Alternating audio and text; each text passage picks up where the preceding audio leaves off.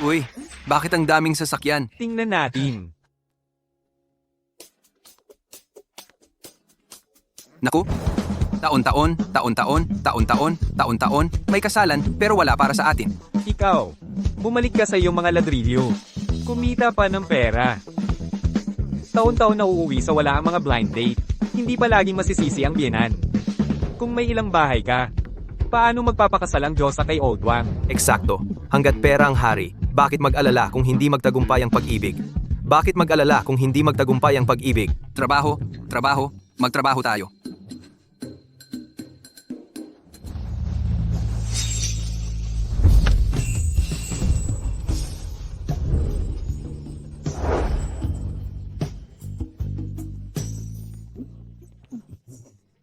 Tingnan, si President Ye. Bakit nandito na naman si President Ye sa construction site? Iniinspeksyon ang site, ang figura ni President Ye. Kurba sa tamang lugar. Kaya pala, siya ang numero 1 kagandahan sa Jiangcheng. Kung makakasama ko siya sa kama, ibibigay ko ang 10 taon ng buhay ko. Siya, si President Ye. Talaga namang nangangarap ka. Isang tagagawa ng ladrilyo tulad natin? Titingnan ba tayo? Eh ano, hindi ba ako pwedeng mag-fantasize? Bilisan mo at magtrabaho, bilis! Yan Feng, naalala ko sinabi mo dati. Ikaw raw ay isang malaking tao mula sa kabisera? Tama. Isang kagandahan tulad ni President Ye, nakasama mo na ba siya sa kama? Ay nako. Siya ay, talagang nakasama ko siya.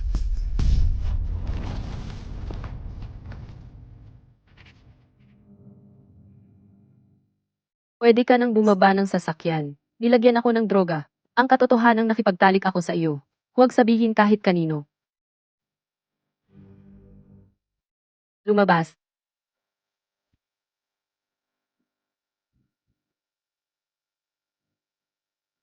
Lumabas. Puro ka dada. Mabuti ang sinabi mo. Kung ikaw ay isang malaking tao, nandito ka ba sa pagbubuhat ng ladrilyo kasama namin? Eksakto. Ano ba ang alam mo? Sabi ko sa iyo, noon, ang tatay ko ang hari ng pera sa kabisera. Marami akong mga dilag sa paligid. Hindi nauubusan. At saka, Tapos dahil nagkamali ako ng pagkakilala sa tao, pinagtaksilan ako. Halos malugi ang pamilya ko. Kaya, nagalit ang tatay ko. Halos itaboy ako sa bahay. Inutusan akong magdanas ng 3 taong pagpapakumbaba. Kaya heto ako, nagbubuhat ng ladrilyo. 3 taong pagpapakumbaba. Hindi ka pa rin naniniwala? Kalkulahin ko ang oras. Ngayon ang huling araw ng pagpapakumbaba ko. Pagkalipas ng 12 ng tanghali, matatapos na ang pagpapakumbaba ko. Mabalik sa aking pagkatao bilang mayamang tagapagmana. Mga kapatid, sa hinaharap kung may problema kayo, pwedeng lumapit sa akin. Tigilan mo na ang pagyayabang. Parang, totoo, ang sinasabi mo. Muntik na kitang maniwalaan. Mayaman akong anak. Darating si President Ye. Bilis, bilis, magtrabaho na. Sige na, sige na. Ikaw na makulit, saan ka pupunta? Gusto mo ba akong mabaliw? Tama na. Anong klaseng tao si Yan Jiaming? Hindi mo ba alam sa puso mo? Babaero lang siya. Umaasa sa pera ng pamilya. Nagiinuman buong araw. Sinasabi ko sa iyo, kahit napakasalan ko pa itong construction worker, hindi ko pa kakasalan ang bastard na si Yan Jiaming.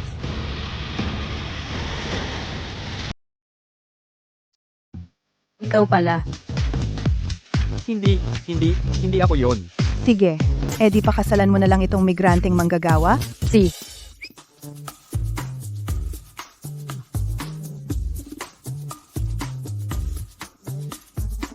Samahan mo ako. Saan? Hindi ako sasama. Anong ginagawa mo? Anong nangyayari? Bumalik ka rito. Hindi. Huwag mong gawin ito. Huwag mong gawin ito. Anong ginagawa mo? Hindi. Pumasok ka. Huwag kang ganyan.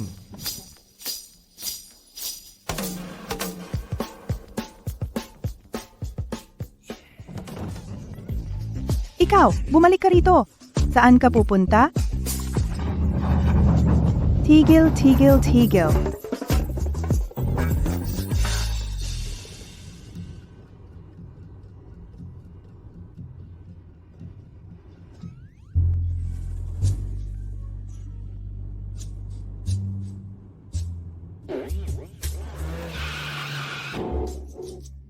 Tingnan mong muli, dudukitin ko ang mga mata mo.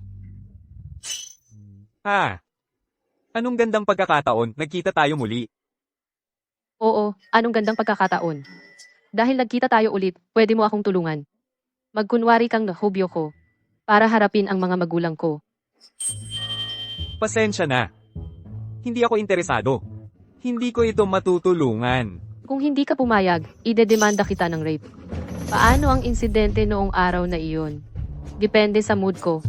Noong nakaraan, ikaw ang pilit na kumuha sa akin.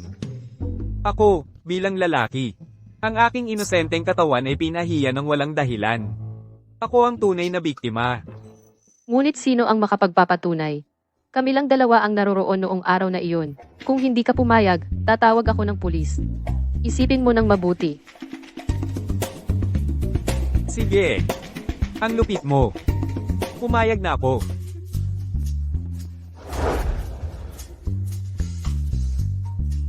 Sobra na ito.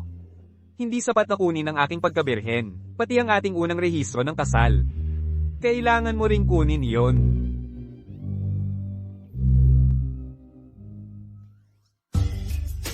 Hoy, sasabihin ko sa iyo. Huwag kang mag-isip ng masama sa akin. Ikaw ay kasangkapan lang para harapin ang mga magulang ko. Isang kalasag, wala nang iba. Pagkatapos nito, wala nang utang. Sige. Dahil sinabi mo yan sa ganoong paraan, hanggang sa puntong iyon. Kung gayon may kondisyon din ako. Sabihin mo, Hindi ka maaaring maging tulad noong nakaraan. Namanabik sa aking katawan. umalis ka. Ngayon bumalik ka para makita ang mga magulang ko at ipaliwanag ang lahat.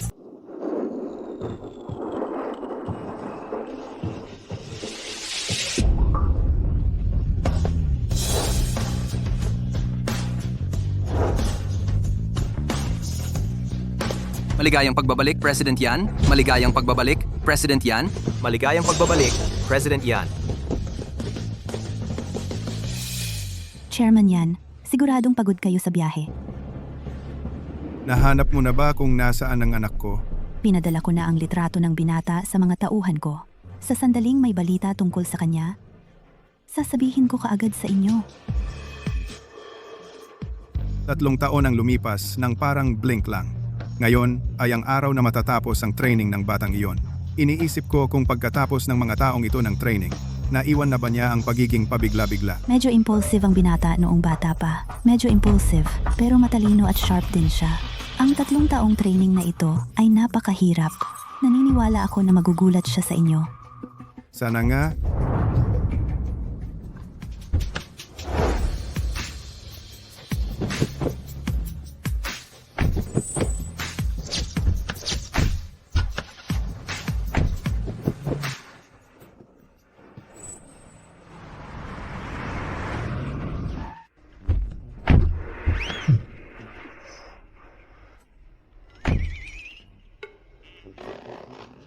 Yan Feng, kapag nakita mo ang tatay ko, maging matalino ka, kung hindi ito matuloy.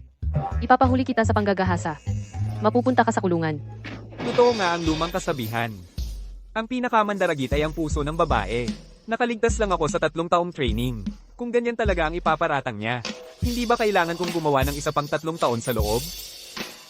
Huwag kang mag-alala, alam ko ang ginagawa ko.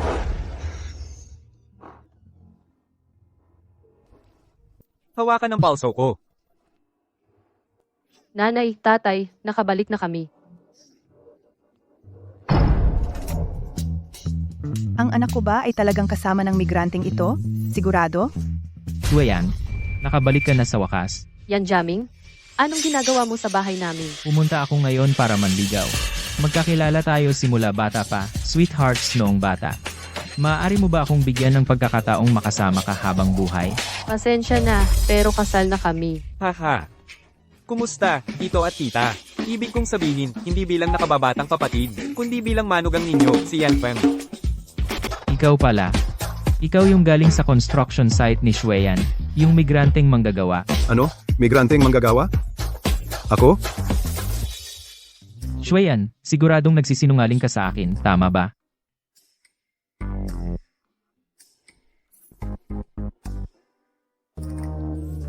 Tingnan mong mabuti. Shueyan, ginamit ba ng taong ito ang matamis na salita para lokohin ka? Bata, hindi ko alam kung anong uri ng gayuma ang ibinigay mo kay Shueyan. Pero pinapayuhan kita, na lumayo ka kay Shueyan. Kung hindi, huwag kang magreklamo kung saktan kita. Hoy, hindi kami lalayo. Ano ang magagawa mo sa akin? Eh ano ngayon? Hinahanap mo to. Ye, Shueyan. Bitawan mo. Lumabas ka dito.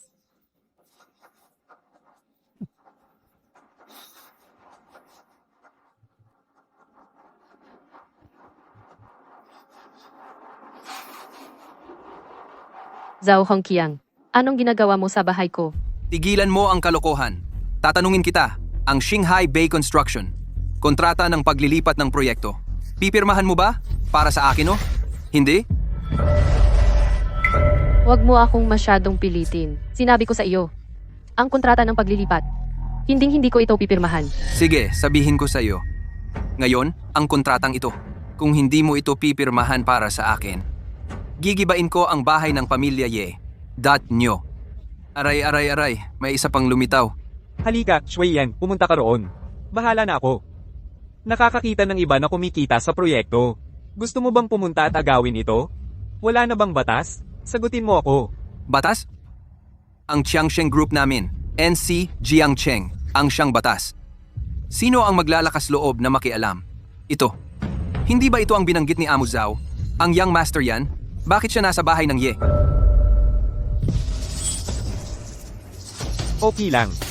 Kami ay mag-asawa. Ang mga problema mo ay problema ko. Si young master yan. Pala ang manugang ng pamilya Ye.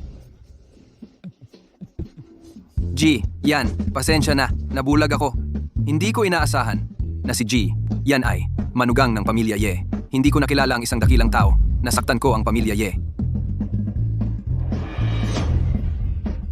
Pasensya na. Pakiusap. G. Yan. Maging mapagbigay. At pakawalan mo ako. Mawawala na ako sa paningin mo. Sige, lumabas ka. Si. Alis na ako. Tara na.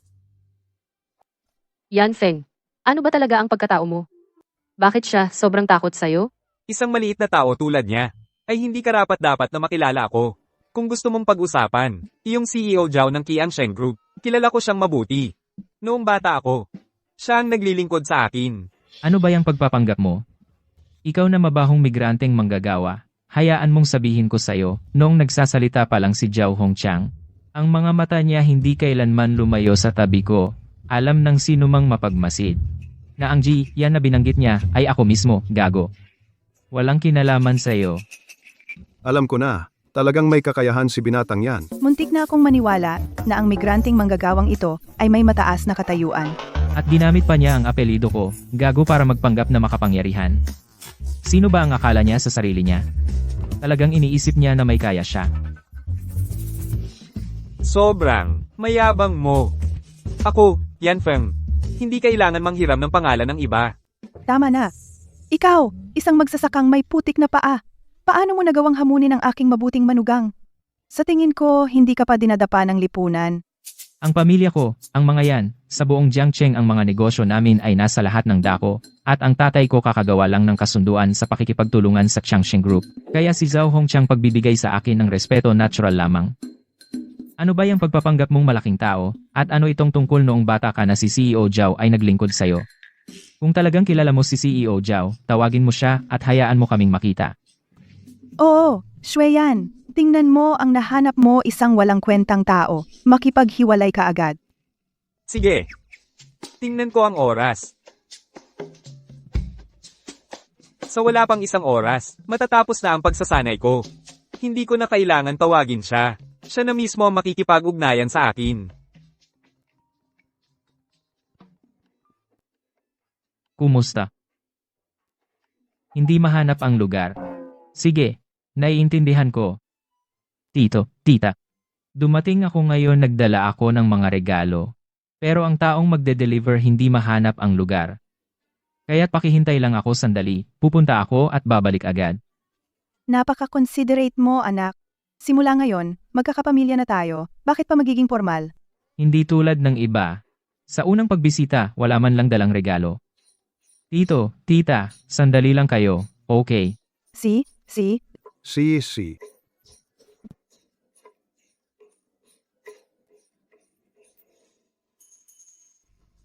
Bakit kayo nakatayo diyan? Bilisan nyo at ayusin ang proseso ng diborsyo. Tara na, tara na. Ang proyektong ito, batay sa mga kondisyon ng pagpaplano, gumawa kami ng bagong bersyon. Pangunahing binago ang mga lugar na ito. At dito, Oy, Hoy, Miss Zhao. Nakita ko lang ang batang amo. Natagpuan namin siya. chairman yan, natagpuan namin ang batang amo. ano? Yung bata? Nasaan siya ngayon? Bilis, iulat sa chairman. Nasaan ang batang amo ngayon? Kumusta, tagapangulo? Ang batang amo. Nasa pamilya Yesha sa Jiangcheng. At may magandang balita. Magandang balita? Anong balita? Ang batang amo. Siya.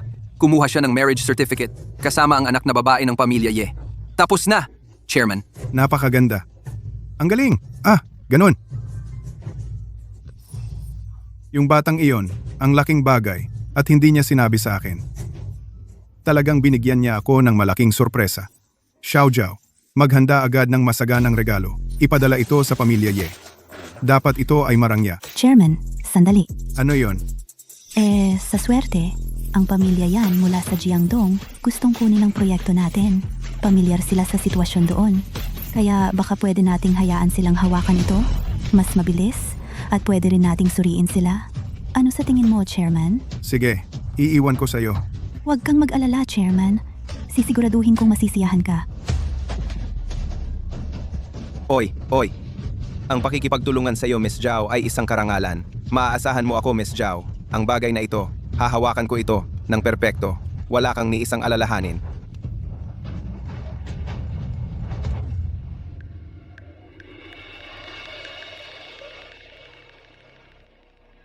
Oy, Erlev, mabilis na maghanda ng marangyang regalo para sa pamilya Ye. Tandaan, dapat ito ay mapagbigay. Ano ang ginagawa ninyong dalawa? Bakit hindi mo bilisan at kunin ang divorce papers at iproseso? Tiyo, meron akong masamang balita. Hindi na kami maaaring mag-divorce. Bakit? Dahil, si Shui yan ay nagdadalang tao na ng aking anak. Iyon ang iyong apo, Tiyo. Ano? Sabihin mo sa akin kung ang sinabi niya totoo o hindi. Yan Feng, gago ka. Para lokohin ang tatay ko, gagawa ka ng kwentong buntis ka. Tatay, totoo iyon. Paano nagkaroon ang pamilya Ye ng isang anak na napakaswild? Sigurado ka bang gusto mo akong patayin sa galit bago ka makontento? Ako, Hoy, Binan, kailangan mong kumalma. Ito, baka makasama sa sanggol. anong biyenan? Wala akong manugang na katulad mo. Sinasabi ko sa iyo, Yan Feng, habang ako, Ye Hongtao, ay buhay. Kayong dalawa ay hindi magkakaroon ng pagkakataon. At ikaw, bilisan mo at tanggalin mo ang bastos na iyan sa tiyan mo ipalaglag. At tapusin mo na itong divorce. Hayaan mong sabihin ko sa iyo, kung masira mo itong kasunduan sa pamilya yan, ako, Ye Hongtao, tatalikuran ka. Tatay, hindi ko ipalalaglag ang anak na ito. At hindi ako magpapakasal kay Yan Jiaming. Dahan-dahan lang. Halika. Ilagay dito. Ingat, dito mismo. Tia, narinig ko na mahilig ka sa paghahalaman. Kaya espesyal akong pumunta sa isang subasta at gumastos ng malaking pera para magbid sa isang florera na Jadaite glass. Sana magustuhan mo ito.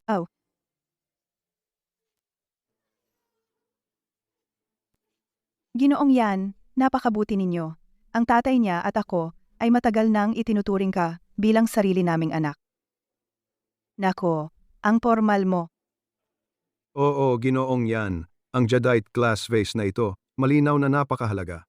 Ikaw, para sa iyong tiya, sa subasta na ito, gumastos ng malaking halaga. Ito ay nagpapahiya sa pamilya Ye namin. Tiyo at Tia, alam ninyong dalawa na sa aking paningin, ang pera ay isang bagay lamang na materyal. Hanggat kayo ay masaya, ako, kahit nasa subasta gumastos man ako ng kahit gaano karaming pilak, sulit ito. Haha, oo. Tingnan mo itong bata. Ibaba mo na iyan. Mabahong migranteng manggagawa. Ano ang tinitingnan mo? Naiintindihan mo ba iyan?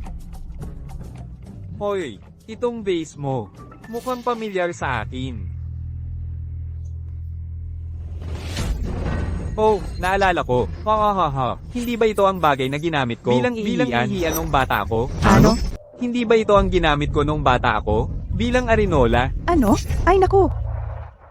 Yan Feng, isang construction worker, na tulad mo alam kung ano ang mahalagang kayamanan. Sasabihin ko sa'yo, ang basong bote na ito na jade, malaking halaga ang ginastos ko para makuha sa auction.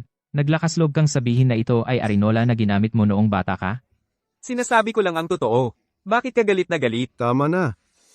Si Young Master yan ay mabait at dito ka naninira sa kanya. Wala kang modo, lumabas ka. Hindi ka tanggap sa aming pamilyang Ye. Eksakto. Ikaw, isang migranteng manggagawa, nakakita ka na ba ng ganitong kayamanan? Anong karapatan mo para magsalita ng walang kwenta rito? Hoy, tito at tita, sinasabi ko ang totoo. Ang bagay na ito ay talagang arinola ko. Hoy, noong bata pa ako, sa ilalim ng bateng ito, inukit ko ang pangalan ko. Hahaha. Yan Feng, wala ka talagang hiya. Sasabihin ko sa'yo, ang basong bote na ito na jade mula sa pagmimina hanggang sa pag-ukit, maingat na hinawakan ng mga eksperto. Naglakas loob kang sabihin na ito ay arinola na ginamit mo noong bata ka, at sabihin na sa ilalim may inukit na pangalan mo. Sa tingin ko, naghahanap ka ng gulo. Oh, kung hindi ka maniwala sa akin, kunin mo ang bateng ito, ibalik mo at tingnan, at makikita mo. Kung sa ilalim mo lang inukit na pangalan mo, pagkatapos ay lumuhod ka at yumuko upang humingi ng tawad, at saka, iwanan mo si Xueyan ng tuluyan. Hindi ba ito ang ginamit ko noong bata ako? Ang palanggana na ginamit ko, hindi ito maaaring magkamali. Sige. Kung may pangalan, pagkatapos ay habaran mo ang sarili mo, tumakbo ng 3 ikot sa baba, at sumigaw ng 3 beses, si Yan Feng ang lolo ko. Ano sa tingin mo? Sige. Usapang tayo. Ngayong araw, ipapakita ko sa iyo ang bunga ng iyong pagyayabang. Tingnan mo.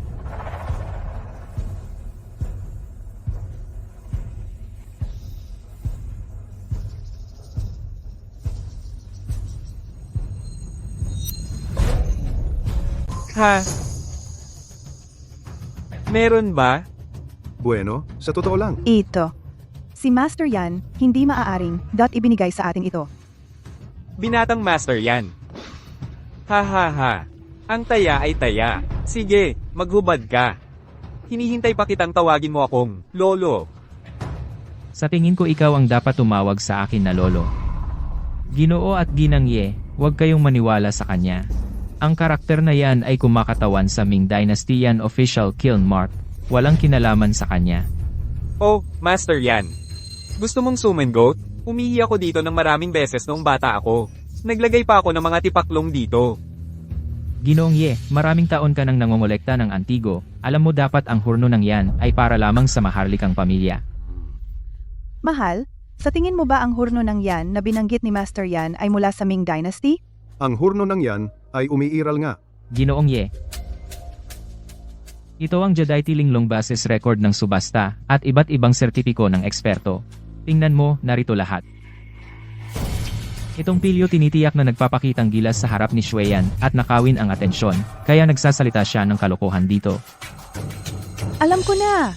Ikaw na walang kwentang migranteng manggagawa. Paano ka makakakita ng antigo na ganito? Nagseselos ka lang kay Master Yan dahil binigyan niya tayo ng kayamanang ito. Kaya gumagawa ka ng kwento para linlangin kami. Tita, naintindihan mo na sa wakas. Bata, iminumungkahi ko na lumuhod ka at humingi ng tawad at iwanan si Xueyan magpakailanman.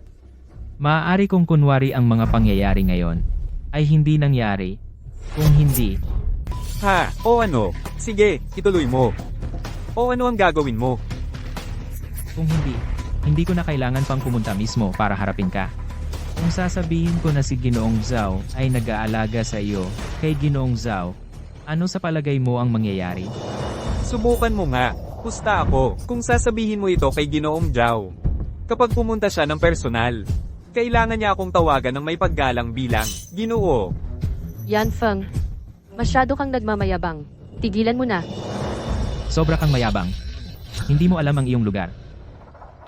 Tiyo at tiya. Wala siyang kwenta ang buhay. Natural lang na wala siyang pakialam. Pero kung dadalhin ko ang bagay na ito at sasabihin ko kay Ginoong Zhao, isipin mo, kakasal pa lang ni Xueyan sa kanya. Natatakot ako magdadala ito ng gulo sa inyong pamilya Ye. Anong tinatayo mo diyan? Bilisan mo at humingi ka ng tawad kay Ginoong Yan.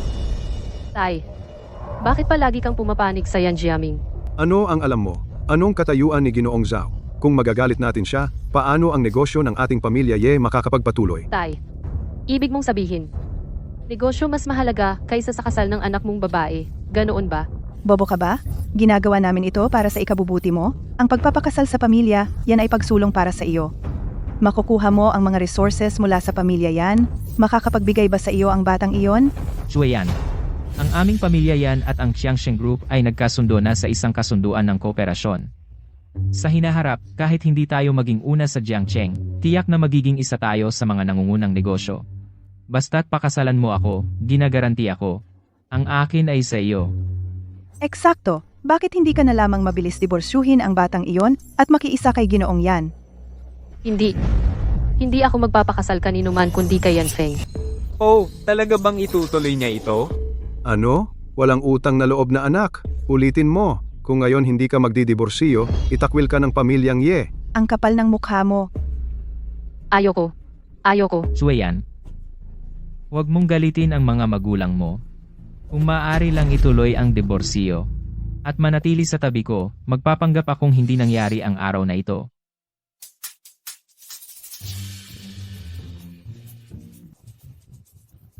Ha ha ha. Tito, tita. Ano man ang kaya niyang ibigay sa pamilya ninyo? Kaya ko ring ibigay. Pakiusap, tito at tita. Bigyan niyo ako ng pagkakataon. Ikaw? Manggagawang migrante ka lang. Hoy, alam mo ba kung ano ang sinasabi mo? Ha ha ha. Sa totoo lang. Ako talaga ay. Dumating na ang mga bigay kasal. Hoy, kayong dalawa, tumabi.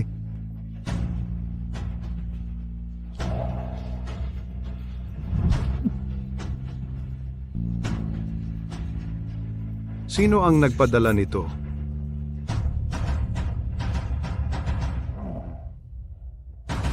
Tito. Ano ang ginagawa mo rito? Jiaming, anong ginagawa mo dito? Yan, nandito ako para mag-propose ngayon. Ang mga regalong ito para sa kasunduan ay ipinadala lahat ng tatay ko. Ang tatay mo talaga ang nag-utos sa akin na ihatid ang mga ito sa pamilya Ye. Kita mo, alam ko na. Talagang mahalaga pala ako sa tatay ko. Alam niya na ang mga regalo kong ibinigay kay Shueyan ay masyadong simple, kaya espesipiko niyang pinadeliver sa tiyo ko ang isa pang set. Ha ha ha. Ang mga magulang ng asawa ay talagang maarte. Maging pamilya na tayo, at napakagalang pa rin. Tingnan mo, ito ang estilo ng isang taong importante. Ang isang taong marangal ay gumagawa ng mararangal na bagay. Kailangan nilang magtakda ng ilang alituntunin para sa ilang tao. Puntahan mo at sabihin sa kanila ang dala namin. Pulseras na jade ng Hetian, halaga ng $5 milyong. Ikaw na limitadong edisyon ng Blue Star Kui, halaga ng $10 milyong. Kwintas na sapphire na may bituin, halaga ng $50 milyong. Isang kontrata sa pananalapi, halaga ng $500 milyong. Isang pares ng Ming Dynasty na asul at puting porselanang vase, itinataya ng mahigit $1 bilyong. Ang mahahalagang regalo. Ang tatay ko ay todo-todo para sa kasal ko. Kahit gaano pa kamahal, ayaw ko ng kahit isa. Tumahimik ka. Bata, pumili ka ng kahit isa sa mga regalong ito, mas malaki pa sa kikitain mo sa buong buhay mo sa pagbubuhat ng ladrilyo. HMPH.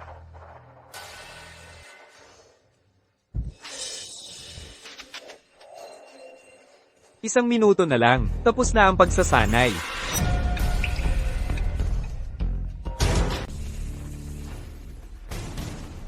Binabati kita, Batang Panginoon. Matagumpay mong natapos ang iyong 3 taong pagsasanay. Nag-ayos ako ng limo at pribadong jet, nakaantabay sa Jiang City. Handa na ang motorcade para ihatid ka pa uwi ng matagumpay. Kalimutan ng pribadong jet. Sunduin mo na lang ako sa Ye Estate. Sige po, Batang Panginoon. Narinig ko na ikinasal ka sa pamilyang Ye. Naghanda ako ng ilang simpleng regalo para sa kanila. Ipinadala sa pamilyang Ye. Nagtataka ako kung natanggap mo na, Batang Panginoon. Hoy, teka. Sabi mo ipinadala mo ang regalo? Oo, Batang Panginoon. Ang pamilyang yan mula Jiangdong gustong kunin ang aming proyekto. Kilala rin nila ang Jiangdong ng lubusan. Inakala ko na mapapabilis nito ang mga bagay.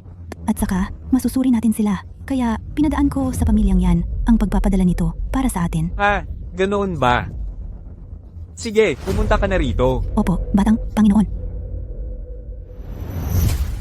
Tara, umalis na tayo. Pumunta sa Ye Estate sa Jiangdong para sunduin ang batang Panginoon. Oh.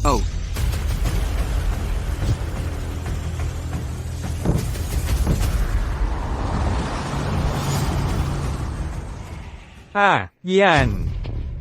Sabi mo ikaw ang nagpadala ng Red Along ito? Bakit hindi ako? Ano? Ikaw, isang talunan, ang nagpadala? Ikaw, isang probinsyano? Paano mo na-afford ang isang regalong pangkasal na ganito? Bukod sa aking kahanga-hangang manugang na si Young Master Yan, sino pa ba rito ang kayang gumawa ng ganyang pera? Nanay, Tumahimik ka. Tama yan. Ang mga Red Along pangkasal na ito. Ako ang nagbigay.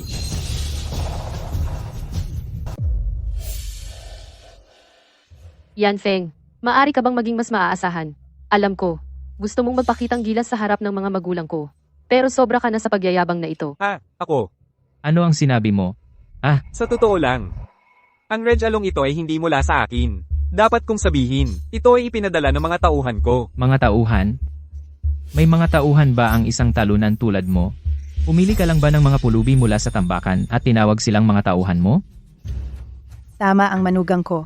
Tumawag ka lang at nakalimutan mo ang pagkatao mo bilang isang migranteng manggagawa. At sumasakay ka pa rin sa tagumpay ng manugang ko? Nagpapanggap na hindi ka. Hindi mo ito karapat-dapat. Tita. Ako, si Yan Feng, ay gumagawa ng mga bagay nang hindi nangangailangan ng manghiram ng autoridad ng sinuman. Nagmamayabang ka, hindi ba? Sabihin mo sa kanya, sino ang nagpadala ng regalong ito? Ang regalong pangkasal ay ipinadala ni Ginoong Yan. Narinig mo ba yan, talunan? Ang regalong ito ay walang kinalaman sa iyo. Oo, hindi. Malalaman mo rin sa lalong madaling panahon. Oy, Tito, tita, gusto ko talagang makita ang talunang ito kung gaano katagal niyang magagawa ang pagpapanggap.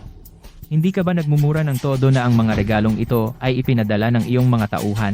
Sige, saka bibigyan kita ng isang oras. Dalhin mo ang iyong mga tauhan dito sa harap namin. Kung hindi, mamamatay ka dito ngayon. Tama ang manugang ko. Sweyan, papayagan kita makita ang kanyang tunay na kulay ngayon. Sige, tumawag ka. bilisan mo at tumawag. Sige. Sana. Maging matapang ka pa rin mamaya. Hahaha, ang aming pamilyang yan sa buong Jiangcheng. Sino ang maglalakas loob na hindi magpakita sa amin ng respeto? Kahit na dumating ang emperador ng langit, kailangan siyang umupo ng maayos at makipag-usap sa akin. Yan Feng, tigilan mo na ang paggawa ng gulo. Dinala kita rito para maging panangga. Huwag mong mawala ang iyong buhay dito. Hoy, umalis na tayo. Wala kang pupuntahan. Sinabi ko sa iyo, isang oras, kung hindi dumating ang mga tao mo, ipapadala kita sa iyong manlilikha. Ayos lang. Dahil determinado kang hanapin ang kamatayan, saka ko ibibigay sa iyo. Bibigyan kita ng 20 minuto upang makarating sa pamilyang Ye sa Jiangdong.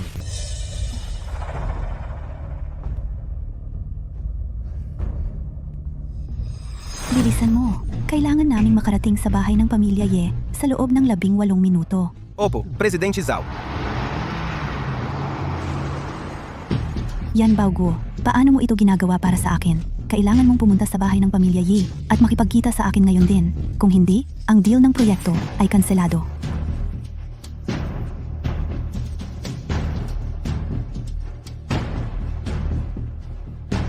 Erluvi, ano bang nangyayari diyan? Si Presidente Zhao ay pupunta mismo sa bahay ng pamilya, Ye maya-maya lang. Siguraduhin mong tratuhin mo siya ng tama. Kung may magkamali, hindi kita papatawarin. Bilisan mo, pumunta ka sa bahay ng pamilya Ye. Araw-araw, ang gulo talaga.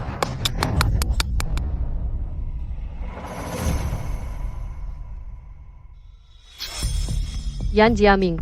Sinabi ko sa'yo na hindi kita gusto. Ano pa ba ang gusto mo? Yeshua yan, pagkatapos ng lahat ng ito, matigas pa rin ang ulo mo. Huwag kang mag-alala kuya, babalikan kita. Pinoprotektahan mo pa rin ang putang migranteng manggagawa na yan?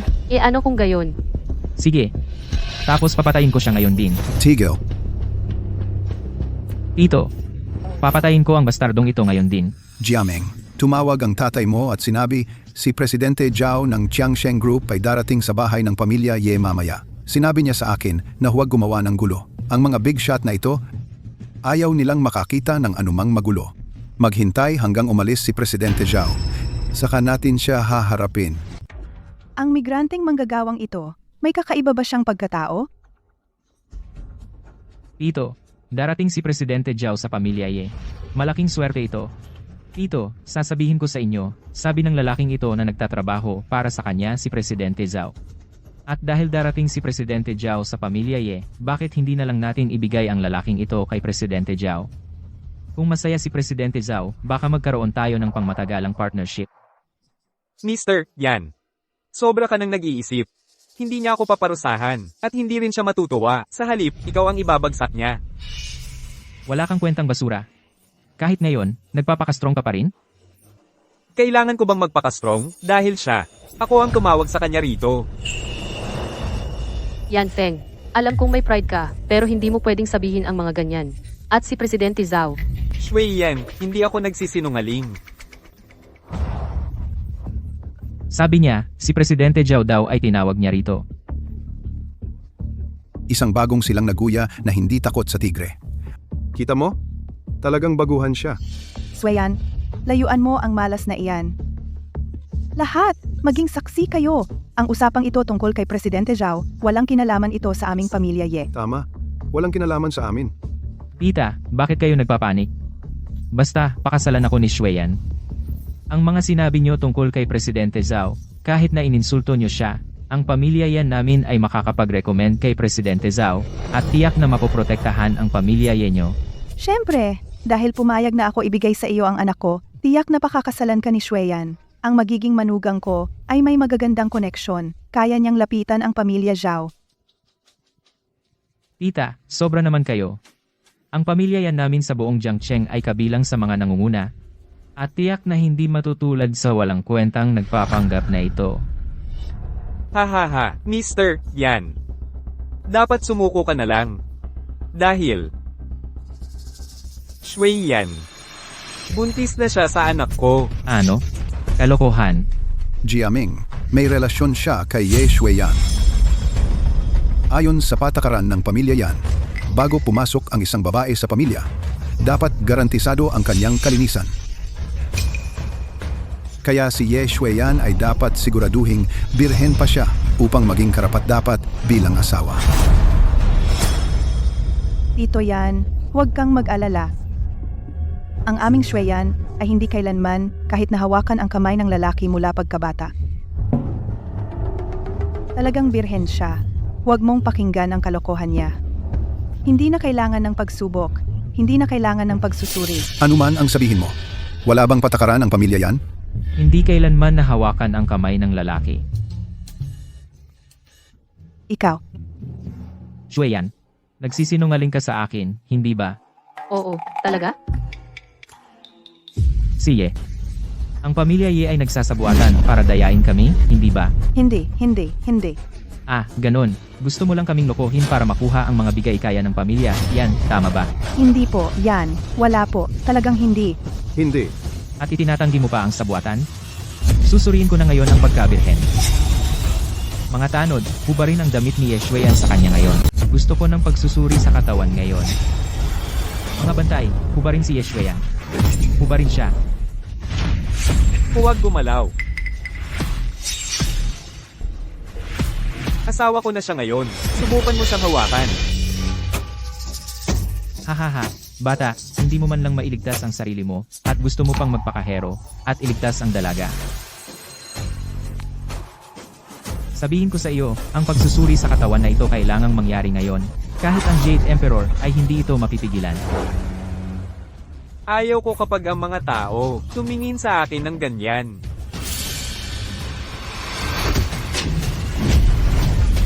Naglakas loob kang manakit sa akin. Bata, naglakas loob kang sumuntok? Bakit hindi? Makapangyarihan ba ang pamilya yan ninyo? Edi, ang pamilya Ye ha? Ang aming pamilya yan. nagpadala ng malaking bigay kaya. Tinanggap ng pamilya Ye ang bigay. At ngayon ipinapadala mo ang iyong anak na babae sa kama ng ibang lalaki? Hindi sapat ang pagkakasala kay Ji Zhao. Gusto mo pang makipag-away sa pamilya Yan? Tio Yan, wala itong kinalaman sa amin. Hindi rin namin alam. Siya iyon. Sarili niyang desisyon iyon. Ako ay palaging tapat sa pamilya Yan. Tigil na sa usapan. Wala akong pakialam kung kaninong kasalanan. Ngayon, ang pamilya Ye ninyo, kung hindi kayo magbibigay ng paliwanag, kayo ay makikipag-away sa pamilya Yan. Makikipagtulungan ako kay Ji Zhao at sisirain ang pamilya Ye. Yan Feng, gusto mo bang isama ang pamilya Ye sa iyong pagbagsak? Dapat mong agad humingi ng tawad kay binatang Yan. Yan Feng, kung may pakialam ka sa anak ko kahit kaunti, hiwalayan mo siya agad. Pagkatapos ay lumuhod ka at humingi ng tawad kay binatang Yan. Magpatira pa at magmakaawa ng tawad. Sinuntok niya ako. Sa tingin mo ba malulutas iyon ng paghingi ng tawad? Kaya, ano ang ibig sabihin ni binatang Yan?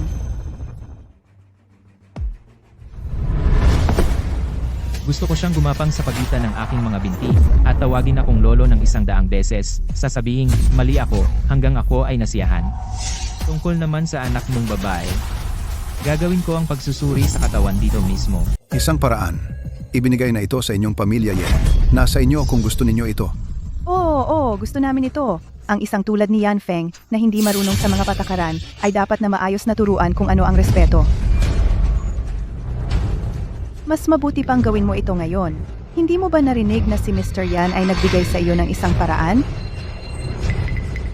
Gaya ng inaasahan kay Mr. Yan, talagang mapagbigay. Gayunpaman, ang aking anak na babae ay nasanay ng layaw mula pagkabata. Kapag susuriin mo siya mamaya, maaari mo bang maging mahinahon?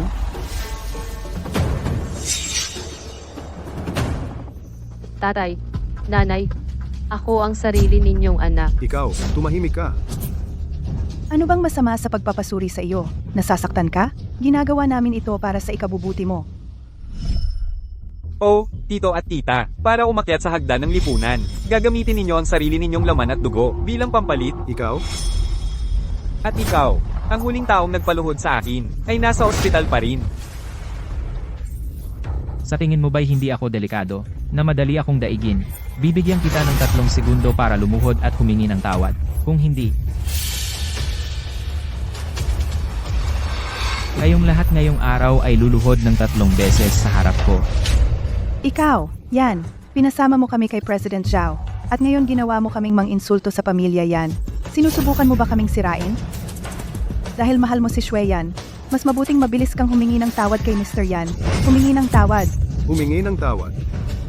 Papaluhod ako? Karapat-dapat ba ang pamilya yan minsan? Kahit si Zhao Huimin, kung wala ang utos ko, hindi siya maglalakas loob na lumihis. Ang lakas talaga ng bibig mo. Nasa Jiangcheng na ako ng mahigit 40 taon at hindi ko pa nakilala si President Zhao, isang manggagawa tulad mo. Ay makapagpapaatras kay President Zhao? Yan Feng, pwede mo bang ihinto ang paggawa ng gulo? Tigilan mo. Hindi ako gumagawa ng gulo. Sinasabi ko ang totoo. Zhao Huimin, binibigyan kita ng 1 minuto upang pumunta sa bahay ng pamilya Ye. Bigyan ka ng 1 pulgada at kumukuha ka ng 1 milya, ha? Dumating na si President Zhao. Dumating sila ng ganoon lang. At narito sila. Yan Feng, ano ba talaga ang pagkatao mo? Isang tawag sa telepono? At nagawa mong ibalik si President Zhao. Malalaman mo mamaya. Sa isang tawag lang, si President Zhao ay pinatawag. Kaya ang ginawa ko sa kanya kanina, hindi ba ito? Ay naku, ay naku. Yan Feng. Kanina, ganoon ang trato sa iyo ni tita ay isang pagsubok para sa iyo. Pagsubok? Hindi mo naman ito ipagtatampok kay tita, di ba? Hindi, tita, basta kaya mo lang. Wala siyang tinawagan. Ang dumating ay hindi si President Zhao. Nagmamadaling pumunta si President Zhao galing Jiangcheng aabutin ng hindi bababa sa 4 na oras. Nakakapangahas kang magsinungaling sa akin? Ikaw, isang mahirap na batang lalaki, gusto mong pakasalan ng anak ko? Lumabas ka! Lumabas! Lumabas! Lumabas!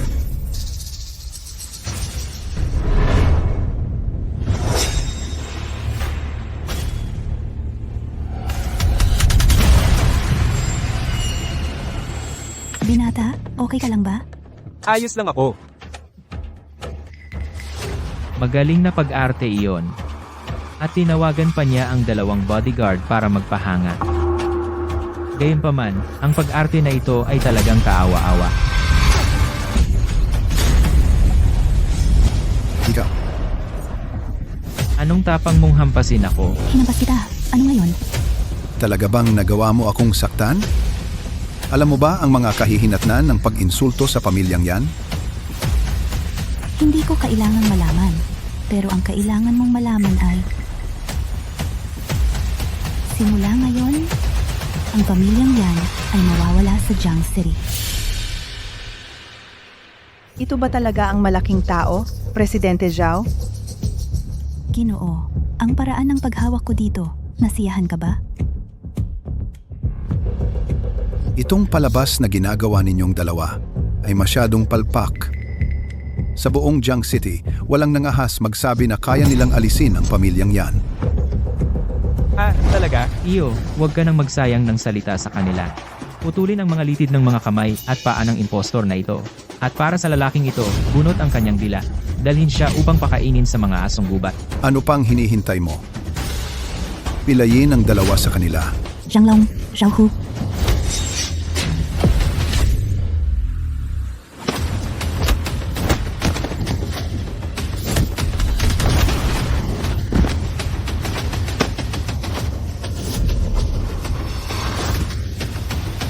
Iyo, Tingnan mo, binigyan kita ng pagkakataon, pero wala kang silbi. Pinilit mo pang gawin hindi na maayos. Zhang Long, Zhao Ho.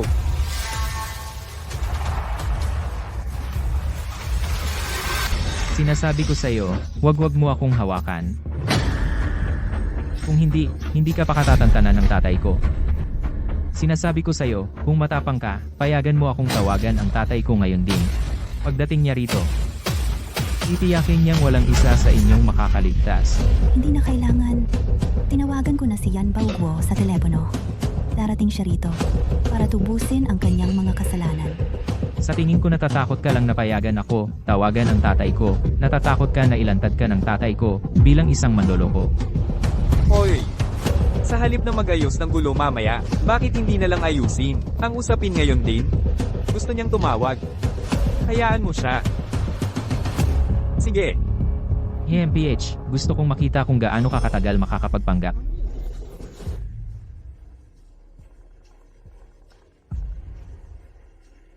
Tay, Nasaan ka ba, peste? Ano? Sige, nakuha ko na.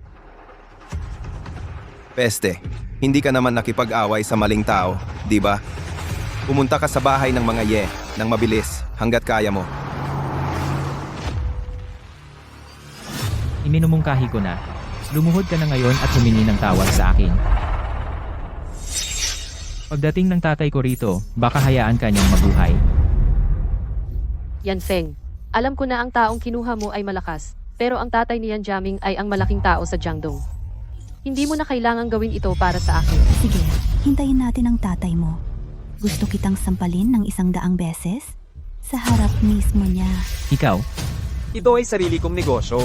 Pagkatapos ngayong araw, magkabayaran na tayo. Dumating na ang pinagpipitagang bisita.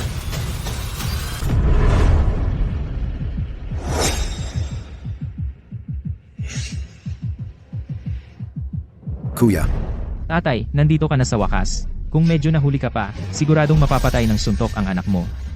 Kailangan mong ipagtanggol ako. Malalagot tayo. Itong probinsyano sa wakas ay nakagat na ang higit pa sa kaya niya. Tiyak na mamamatay siya. Hindi ba ito makakasama sa ating pamilya? Hindi. Tatay, sila yon. Ang dalawang yon ay napaka-arogante. At ninakaw pa nila ang babae ko sa harap ng lahat. Yan Bawo. Ang tapang mo. Zhao, Presidente Zhao, paano kayo nakarating dito ng ganoon kabilis? Kung hindi ako dumating ng maaga, hindi ko malalaman na ang anak mo ay sobrang mayabang. Presidente Zhao, alam kong mali ako. Kasalanan ko ang hindi siya naitama. Presidente Zhao, pakiusap, patawarin mo siya ngayon lang. Ito. Bilang lokal na tigre ng Jiangdong, talagang napakarespeto niya sa babaeng ito. Maaaring na si Yan Feng ay talagang may nakatagong pagkakakilanlan, pumunta sa construction site para makaranas ng buhay, isang kilalang tao. Kung gayon, ang pamilya Ye natin ay tatama sa malaking premyo. Hindi, tatay. Ikaw na walang utang na loob, tumahimik ka na. Alam mo ba kung sino ang iyong na-offend? Paano mo nagawang mang-insulto kay Ji Zhao? Yan Feng, kilala mo ba talaga si Ji Zhao? Nasabi ko na, hindi lang siya kilala, malapit kami. Zhao Feng, sinasabi mo ba ang totoo? Humingi ka ng tawad ngayon. Ji Zhao, nabulag kami at hindi nakita ang iyong kadakilaan. Nakikiusap kami, ang marangal na tao ay nagpapatawad sa maliit na pagkakamali, maging mahabagin ka at patawarin mo kami sa pagkakataong ito. Hindi na namin uulitin. Sa tingin mo ba ang dapat mong hingan ng tawad ay ako? Ginoong Yan, nabulag ako at nainsulto kita. Kung alam ko lang na nagsasabi ka ng totoo, kahit na may 100 beses kaming tapang, hindi sana namin ginawa. Pasensya na. Oh, so ibig mong sabihin, kasalanan ko? Hindi. Kasalanan namin. Hindi ba sinasabi mo lang na dapat akong gumapang sa pagitan ng iyong mga binti? Hindi namin gagawin. Ginoo, paano mo balak sila ay harapin? Ginoo. Para kay Ji Zhao na tawagin siyang Ginoo, maaaring ang taong ito ay ang tagapagmana ng pamilya Yan sa Jingdu? Siya, ang kanyang pag-uugali ay sapat na tapat, kaya mapapatawad ko siya. Ngunit ang ilang tao ay tila hindi ako tinatanggap. Ayop ka! Humingi ka ng tawad kay Ginoong Yan ngayon! Hoy! Hindi na kailangan ng paghingi ng tawad. Ako, Yan Feng, hindi lumalabis. Gawin mo lang ang sinabi niya kanina. Sa publiko. Lumuhad at bigyan ako ng 10 pagpalo sa ulo. Lumuhad. At sumigaw ng lolo, mali ako ng 100 beses. Mali ako. Yan Feng, huwag mo akong masyadong pilitin. Pinipilit ba kita ng sobra? Sige. Hindi kita pipilitin. Dahil ayaw niya. Simula ngayon, ang pamilyang yan ay tinanggal sa lungsod ng gang. Bulag ka. Kahit anong sabihin ni Young Master Yan sa iyo, gawin mo ang sinasabi ni Young Master Yan. Kaya, totoo pala ang lahat ng sinabi ni Yan Feng. Nagkamali tayo sa kanya. Anong Young Master Yan? Sa harap ni Yan Feng, wala silang halaga. Ito ang nagdulot sa atin. Na muntik nang mawala ang. Napakagandang manugang. Narinig mo ba yon? Bilisan mo. Lolo Yan. Mali ako. Mabuti. Mali ako, Lolo Yan. Mali ako, Lolo Yan. Mabuting bata. Mali ako, Lolo Yan. Yan Feng, baka dapat nating kalimutan na. Mahal kong manugang. Hayaan na ang nakaraan. Hindi na kailangan makipag-ugnayan sa mga taong mababaw. Pagkatapos ngayon, kaming dalawa, magkakapantay na. Huwag na nating dagdagan ang kanilang mga kaaway. Sige, dahil ang aking asawa, at sina Tiyo at Tia ay namagitan para sa iyo. Pababayaan ko na ito. Young Master Yan, talagang mapagpatawad ka.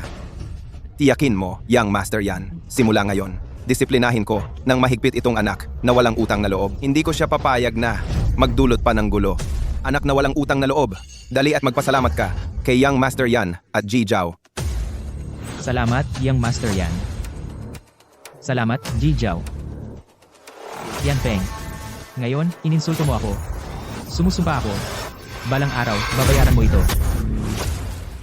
Kung ipagkakatiwala ko ang aking anak na babae sa isang taong tulad niya, saka ako makakasigurado. Oo. Ngayong ang usapin ay, halos naayos na. Dapat nating pag-usapan ang kompensasyon para sa pinsalang ginawa nila sa aking mga regalo sa kasunduan.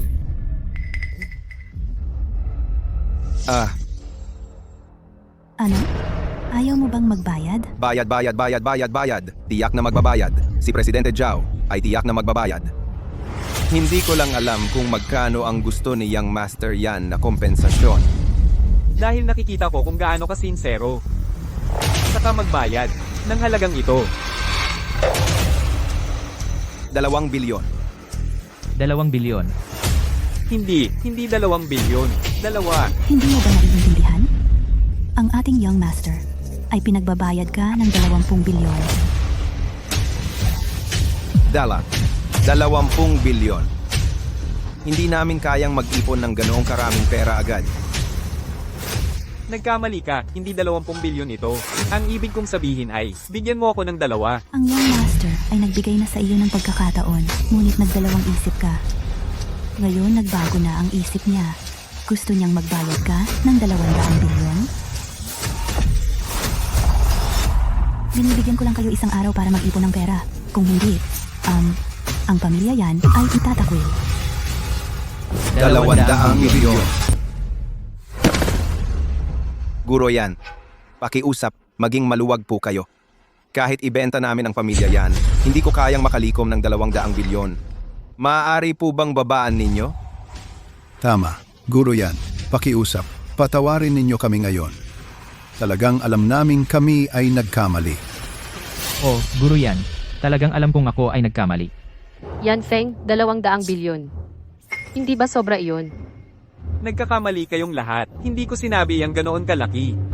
Ang ibig kong sabihin, bigyan lamang ninyo kami ng 20 milyon bilang tanda. Sige, salamat, guro yan. Guro, itong 20 milyon, pinapalampad ba natin sila ng masyadong madali? Sapagkat ang dote ay nagkakahalaga ng higit sa 20 milyon.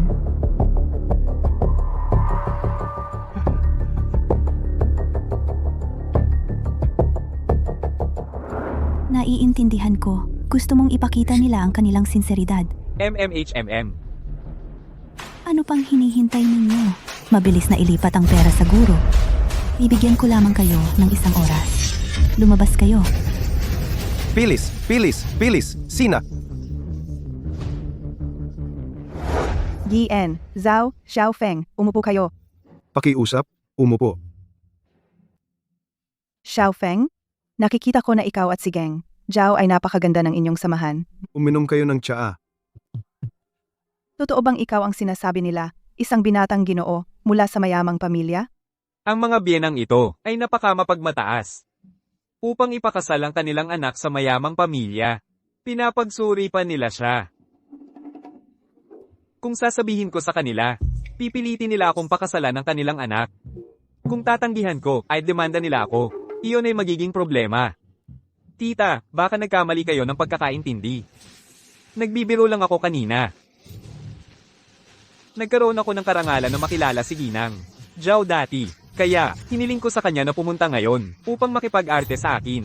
Guro, bakit ninyo itinago ang inyong pagkatao sa harap ng pamilya Ye?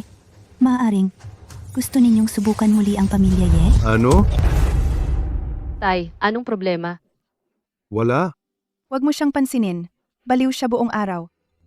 Narinig ko lang, tinatawag ka ni Miss Zhao na binata. Tama.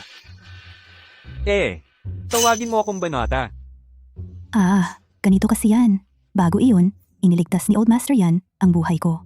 Kaya pagkatapos noon, palagi kong itinuturing si Yan Feng parang kapatid kong lalaki. Oy, Palagi ko siyang tinuring na binata at pinalaki siyang parang binata. Ganoon pala yun. Kung hindi sinabi iyon ni Miss Zhao, akala ko talaga na si Yan Feng ay ang unang tagapagmana ng kabisera. Dahil lahat ng bagay na ito ay naayos na. Kung ganon, binata, aalis na ako. Kung kailangan mo pa ng iba, tawagan mo lang ako kahit kailan. oy, sige. Ganoon pala yon. Kaya't si Miss Zhao ba tumulong sa pamilya ninyo? Tulad ng pagbibigay ng ilang daang milyon? Tama. Nanay, anong pinagsasabi mo? Tumahimik ka. Tita, marunong ka talagang magbiro. Hindi na lang ilang daang milyon. Hindi pa ako nakakita ng ilang daang libo. Kung may ganoon karaming pera ang pamilya ko, bakit ako magtatrabaho sa konstruksyon? Galing. Isang probinsyano lang pala. Akala ko may kwenta siya. Nagkamali ako ng sobra. Ginawa mo kaming mawalan ng magandang kasal. Umalis ka. Umalis ka sa pamilyang Ye. Akala ko siya ay isang malaking tao, pero wala lang pala siya. Hiwalayan mo ang anak ko ngayon. Sinasabi ko sa iyo, hanggat buhay ako, si Ye Hong Tao hindi ka makakapag-asawa sa anak ko. Tito, tita. Anong magandang kasal? Tay, Nay. Si Yan Feng ay walang-wala, ngunit kaya niyang ipagsapalaran ang buhay niya para sa akin. Hinarap niya ang pamilyang yan. Ano ang magagawa ni Yan Jaming para sa akin? Wala akong pakialam kung gaano karaming pera si Yan Feng. Sa buhay na ito, bukod kay Yan Feng, wala akong ibang pakakasalan. Ang tapang mo. Sinasabi mo bang ang pamilya Ye ay ayaw kumapit sa pamilya Yan, isang malaking puno, at ipakasal ang anak natin sa isang probinsyano na tulad niya? Sinasabi ng nanay mo ang mga ito para sa ikabubuti mo. Ikaw, Buti na lang peke lang akong nobyo. Kung sino man ang mapunta sa ganyang mga biyenan, ay ang pinakamalas na lalaki. Bakit nakaupo ka pa dyan? Dinumi mo ang sofa ko. Kaya mo bang bayaran? Umalis ka na dito. Umalis ka. Ikaw, umalis ka na. Hindi, tito at tita. Sino ang tito at tita mo? Umalis ka. Bumalik ka dito. Yan Feng. Umalis ka. Sino ka ba? Gusto mong pakasalan ng mahal kong anak? Wala kang pera. Ikaw? Tay, Nanay. Ako ang tunay ninyong anak. Mula pagkabata, ang inalala ninyo ay pera lang. Ang pamilya natin. Ganun ba tayo kadesperado sa pera? Shui Yan, gusto lang ni nanay ang makabuti para sa'yo. Para sa ikabubuti ko. Kung gusto ninyo ang makabuti para sa akin, hindi ninyo ako pipilitin pakasalan ang isang lalaking puro party, isang playboy. Shweyan, ang tapang mong magsalita sa nanay mo? Gusto ka naming pakasalan sa mayamang pamilya, iyon ay para sa ikabubuti mo. Mayamang pamilya? Sige. Kung mahilig kayo sa mayamang pamilya, kayo na lang ang magpakasal. Ang tapang mo. Wala akong masabi sa inyo. Ang mga bagay-bagay ko ay hindi na kailangan ng pakikialam ninyo.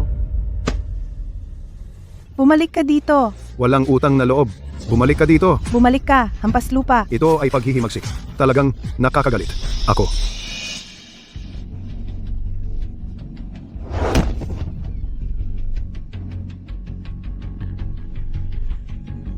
Ay naku. Ano itong sumpa? Oy, matagal na akong nabuhay. Unang beses akong pinagsigawan ng ganito. Yes, Wei yan. Mula ngayon. Quits na tayo.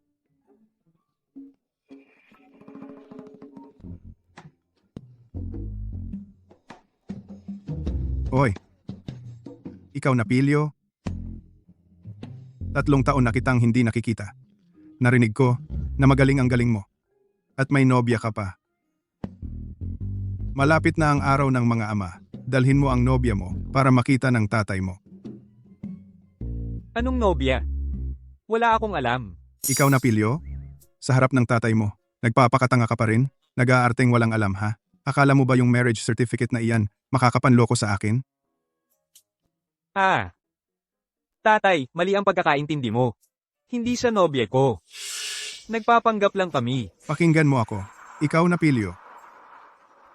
Kung hindi ko siya makita sa araw ng mga ama, ipapadaan kita sa isa pang 3 taon na pagsasanay. Ah, hindi pwede yan. Ibig kong sabihin.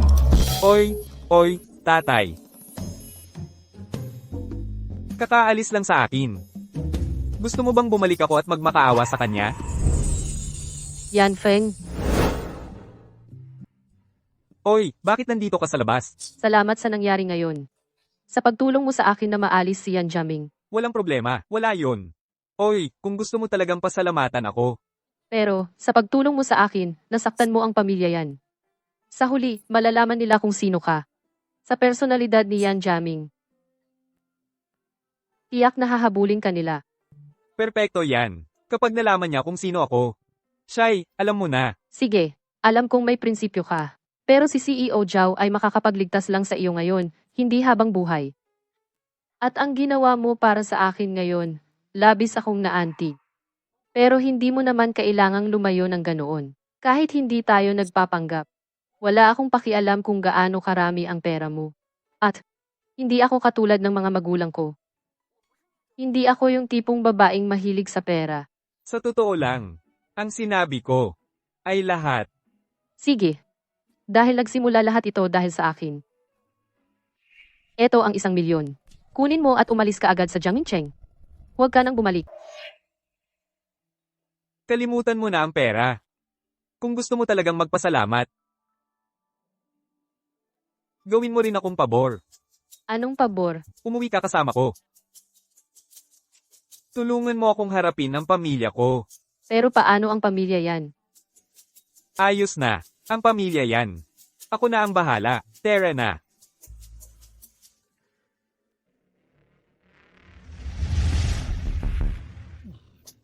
Yanfeng, talunan. Sinira niya ako. Maaga o huli. Yuyurakan kita.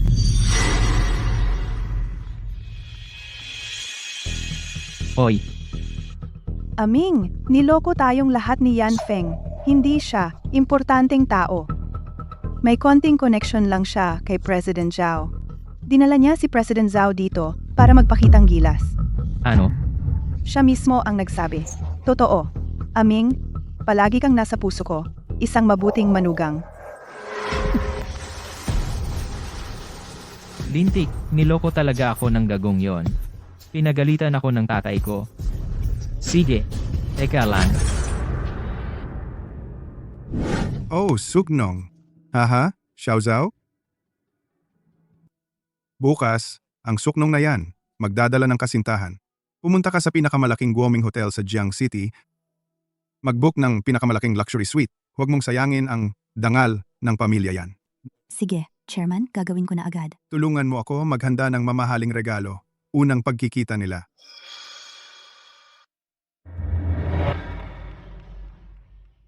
Tatlong taon. Sa wakas, natapos ko ang hirap hanggang dulo. Hindi ba ito ang pinakamarangyang Longhubei neighborhood sa Jiang City? Yan Feng, ito. Ang bahay mo? Ang lugar na ito ay bahay ni Zhao Huimin. Ang bahay ko ay wala sa Jiang City. Kaya pala. Ang mga nakatira dito, mataas lahat ang estado. Sige, ipapakita ko sa iyo. Kadalasan, hindi ko kayang sabayan. Tatay, Aba, ikaw na Pilyo. Matagal na kitang hindi nakita. Nagbago ka talaga. mabuti naman. At ito, siguro ito ang kasintahan ni Xiaofeng, di ba? Oo, siya ay. Ikaw, bata, may maganda kang panlasa. Nakahanap ng napakagandang kasintahan. Kumusta, Tito? Kumusta, Presidente Zhao? Dali, umupo ka. Huwag kang mahiya. Umupo ka.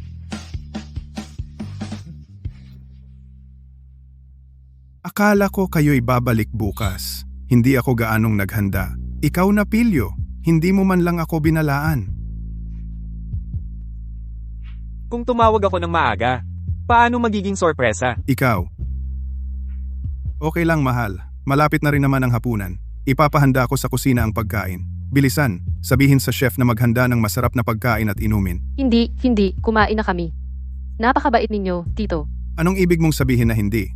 Dito, mag-relax ka lang. Tara, kumain muna tayo. Kumain na tayo.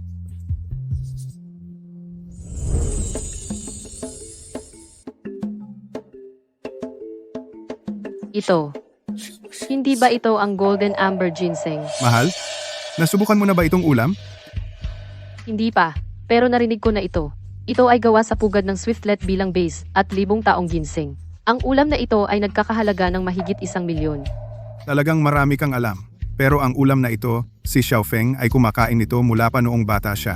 At ito ang paborito niyang ulam. Hindi, tatay. Kakaliwan ko lang ng aking pagkakakilanlan noong isang araw. At ganito mo ako isasakripisyo. Xiaofeng, hindi ikaw. Talaga. Ang pangunahing tagapagmana ng kabisera, di ba? Halika rito, mahal. Subukan mo ito. Tiyan ng tuna ito. Oh. At ito. Tay, pwede bang ibang usapan na lang?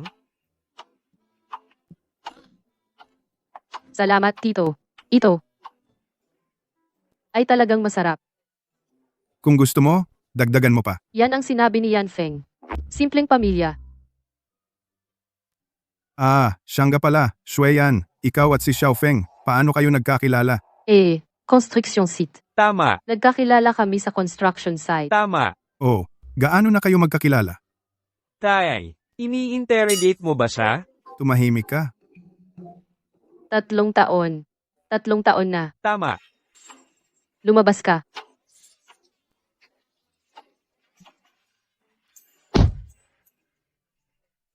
Lumabas ka. 3 taon? Ibig sabihin, itong pasaway na ito, pinalayas ko lang. At sumama si Xueyan sa kanya, hindi lang siya nagalit sa kanya, kundi nagtiis kasama siya ng 3 taon. Ang bihirang, mabuting babae. Oo, ano ngayon? Oh, wala. First time mo dito. At biglaan ito. Ako, hindi gaanong nakapaghanda. Pero ito ang welcome gift para sa iyo. Itong card ay espesyal na inaprubahan ng bangko. Black Diamond Supreme Card. Wala pang 10 sa buong mundo. Walang limit sa paggastos. Gastusin mo kahit ano. Ituring mo itong regalo mula sa tito mo. Isang welcome gift. Tatay. Medyo sobra ito, di ba? Oo, Tiyo. Sobra talaga ito. Tama. Hindi ko ito matanggap. Sobra? Anong sobra? Bilang manugang ng pamilya yan, karapat dapat ka nito. Kung sasabihin ng tiyo mo na kunin mo, kunin mo. Salamat, Tiyo. Tatay, hindi. Itong bagay. Kayo munang dalawa ang kumain. Magpahinga na kayo pagkatapos. May aasikasuhin si tatay. Ingat, Tiyo. Si.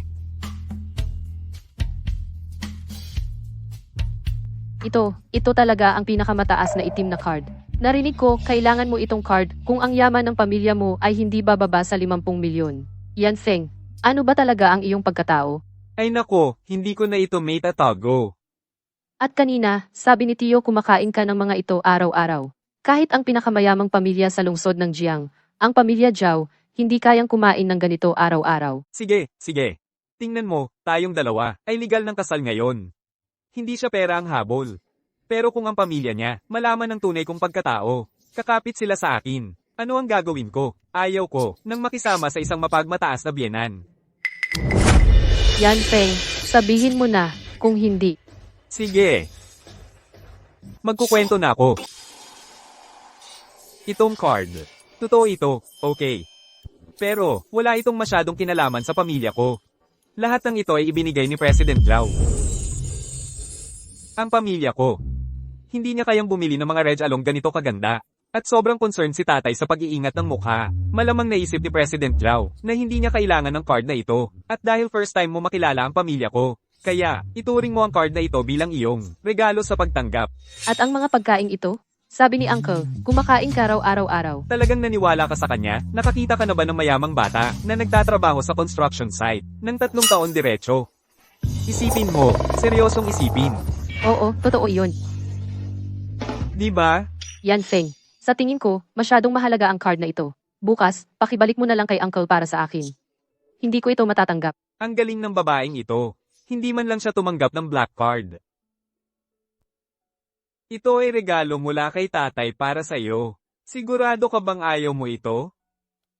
Hindi kita tinulungan para sa pera. Bukod dito, ang pamilya ko maaaring hindi kasing yaman ng pamilya Zhao.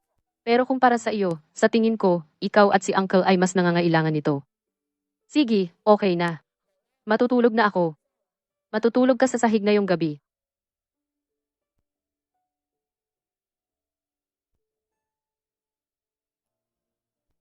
Ang galing na babae. Pero napunta sa mga magulang na mayabang. Sayang naman.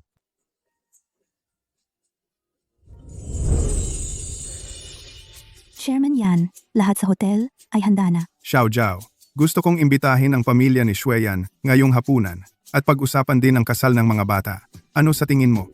Chairman Yan, mayroon akong bagay na hindi ko alam kung dapat kong sabihin. 10 taon ka ng kasama ko.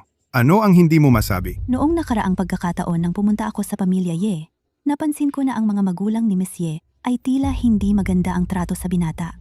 Sa tingin mo ba ngayong pagkakataon, dapat pa ba natin silang imbitahin? May lumang kasabihan. Ang anak na babae na lumaki ay hindi mapipigil. Kagabi, nakipag-usap ako kay Xueyan at nalaman ko na sa loob ng 3 taong wala si Xiaofeng. Si Xueyan ay nagdusa ng 3 taong hirap. Si Xueyan ay parehong mahinahon at mapagbigay. Karapat dapat siya sa aking anak. Pero, Sige, alam ko na kung ano ang sasabihin mo. Ginawa ito ng pamilya Ye para kay Xueyan. Akala nila hindi sapat ang kalagayan ni Xiaofeng. Ikaw, sa ngalan ng pamilya Yan, bigyan mo sila ng tulong. Imbitahin sila at linawin ang hindi pagkakaunawaan. okay, naiintindihan ko. Sa ngalan ng pamilya Yan, maghahanda ako ng mga regalo para sa kanila. Mabuti.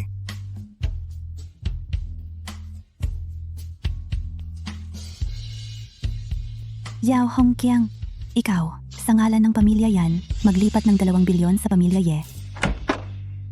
Oh, Tayo, kain na tayo ng almusal. Halika, halika! Xueyan, paano ang tulog mo kagabi? Tito, nakatulog ako ng mahimbing kagabi. Matagal na akong hindi nakatulog ng ganito kagaan. tatay. Ano ang itsura na yan? Xueyan, hindi kita napaganda ng pagtanggap kahapon. Huwag mo itong isipin. Oh, hindi. Napakaganda ng pagtanggap ninyo sa akin. Mamaya, ikaw at si Xiaofeng pumunta kayo sa Guoming Hotel at gayon din imbitahin ang mga biyenan mo. Magkaroon tayo ng magandang pagsasama-sama ng pamilya at pag-usapan ang inyong kasal.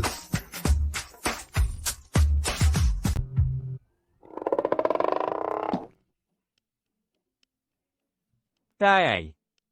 Hindi na. Si Xueyan at ako, pag-uusapan namin ito ng mag-isa. Oo, hindi na kailangang magwaldas.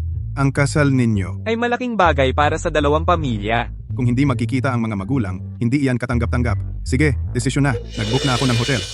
Si Xiao Zhao at ako ay pupunta sa hotel at maghihintay sa inyo. Xiaofeng, ihatid mo siya para sunduin ang mga bisita. Anak, huwag kang mag-alala. Tutulungan ka ni tatay na magmukhang maganda. Kakapalis lang ako ng mga magulang mo. Imposibleng pumunta sila. Ano ang gagawin natin ngayon? Uy, paano kung humanap tayo ng 2 tao na magpanggap? Magpanggap?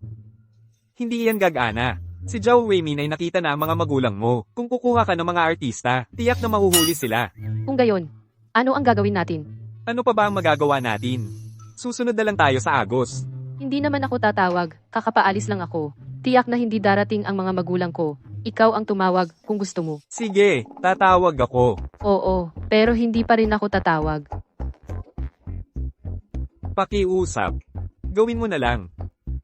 Sa huling pagkakataon. Okay. Susubukan ko.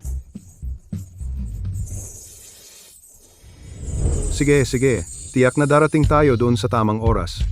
Si, Kaninong tawag iyon? Tingnan mo ang ngiti mo. ang pamilya Yan. Personal na tumawag si Zhao Hongqiang. Sinabi niya hindi lang nila garantisado ang proyekto sa Shanghai Bai ay hindi gagalawin, kundi mamumuhunan din sila sa atin. 2 bilyon. 2 bilyon? Talaga? Siyempre, totoo. Si Zhao Hongqiang sa telepono, nagpatunay sa akin ito. Tama. Sinabi rin niya inanyayahan tayo ng pamilya Yan sa National Hotel upang pag-usapan ang kasal ng ating anak. Ang ating anak na babae sa wakas ay natauhan na. Sinasabi mo inanyayahan tayo ng pamilya Yan at tinawag ka ni Zhao Hongqiang? Maaring si Presidente Zhao ay nagtatakip para sa batang iyon? Hindi maaari. Sa Jiangcheng, sa maliit na lugar na ito, bukod kay Presidente Zhao at sa pamilya Yan, sino pa ang may ganyang kalaking pera? Bukod dito, kung gusto ni Presidente Zhao na bigyan siya ng 2 bilyon, nasa construction site pa ba siya? Sa aking palagay, ang ating mahal na anak na babae ang natauhan. Kasama si Jia Ming. Nagbalikan. Oo, iyon na. Iyon din ang National Hotel, ang pinakamagandang hotel sa Jiangcheng. Pag-aari ito ng pamilya Yan. Ang pagkain na ito ay nagkakahalaga ng daan-daang libo. At ang batang iyon ay maaaring magkarga ng mga ladrilyo habang buhay. At hindi pa rin niya kayang bayaran ito. Mahal, tinawag ni Zhao Hongqiang ang iyong ama. Hinihiling sa atin na pumunta doon. Nanay, tatay, hindi kayo tutol sa akin at kay Yan. Ang iyong ama at ako ay natauhan na. Ito ang iyong pinili. Sinusuportahan ka namin ng iyong ama. Tama na ang usapan. Mag-iimpake na ako. Sige. Paano nangyari? Pumayag ba sila? Mabuti. Magpalit ka ng damit. Tara na.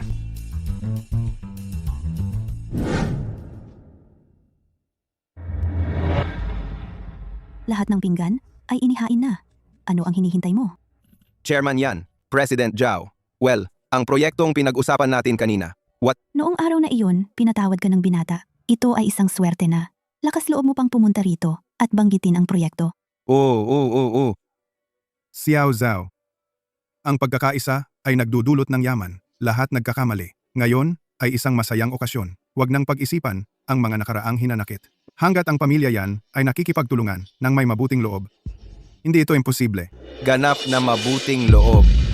Sige, lumabas ka muna. Kung gayon, President Zhao, maghihintay ako sa labas para sa iyong magandang balita.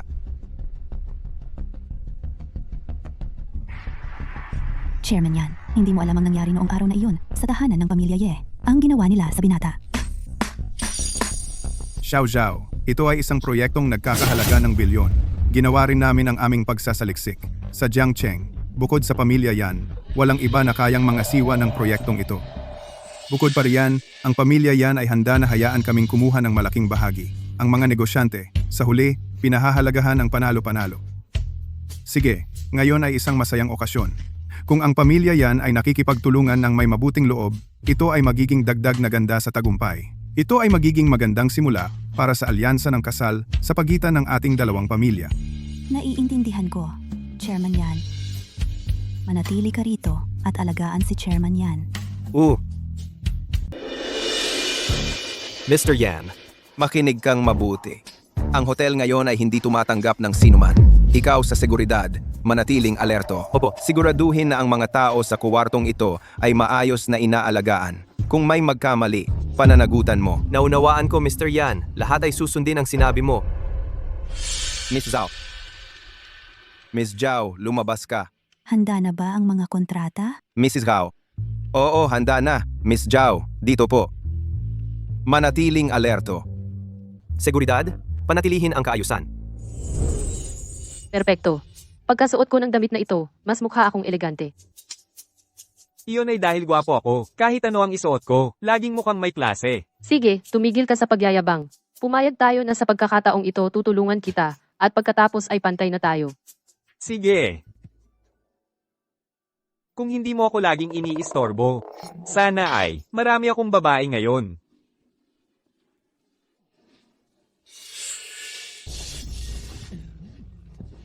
Nakaka-stress ito. Kung hindi dahil sa tatay ko, na gustong lagi akong nasa tabi niya, paano ako magiging sobrang nainip? Uy, nanay, saan kayo ni tatay? Yeswe yan. Aba, kayong dalawang hamak. Hinahanap ko lang kayo.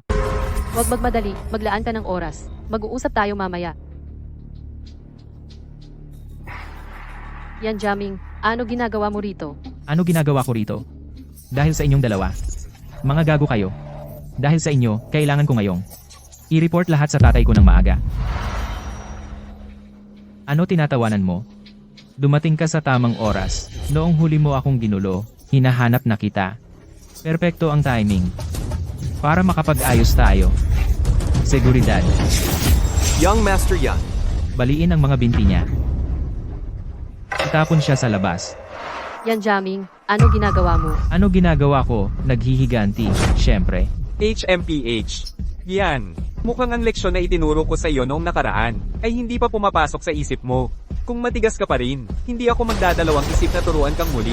Wisit, pinagmamalaki mo pa ang nakaraan? Gultiin siya. Tigil ang lahat. Tagapamahalali. Dumating ka sa tamang oras. Ang dalawang ito, ginugulo ang kaayusan ng hotel. Ikaw, tawagin ang ilang tao at itapon sila pareho sa labas. Hindi, tagapamahala, inimbitahan kami ni Presidente Zhao at ng ama ni Yan Feng na pumunta rito. Bulaan. Si Presidente Zhao at ang tatay ko nasa itaas ngayon sa silid pulungan, nag-uusap tungkol sa negosyo. Akala nyo ba ang Guoming Hotel namin ay isang lugar para sa kung sino-sino? Makakapasok lang basta-basta? Sasabihin ko sa inyo, isa lang siyang hamak na migranteng manggagawa. Ang tatay niya, kung tutuusin, ay isa lang. Basurero.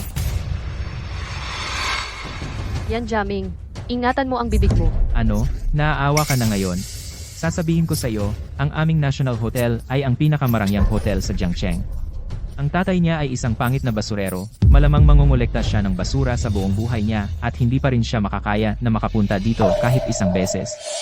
Master Yan, may isang kilalang panauhin tayo sa hotel ngayon.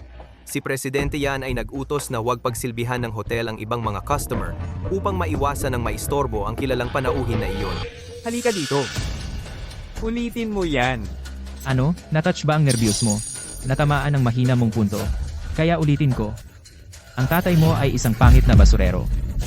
Ano ngayon? Pinabayaan ko na yan dati. Hindi ka natuto, sige. Pero naglakas loob kang insultuhan ng tatay ko ngayon. Ang unang beses ay mapapatawad, pero hindi ang pangalawa. Master Yan? Anong lakas ng loob mo? Maglakas loob kang magdulot ng gulo sa aming National Hotel? Yan Feng, okay ba ang kamay mo? Ha, ayos lang ako. Lehye. Naglakas loob kang manakit sa akin sa teritoryo ko. Patayin siya. Huwag gumalaw. Tumawag ka. Naglakas loob kang magsalita. Bakit hindi ako dapat kumilos? Binabalaan ko kayong lahat. Huwag gumalaw. Kung hindi, magsisisi kayo.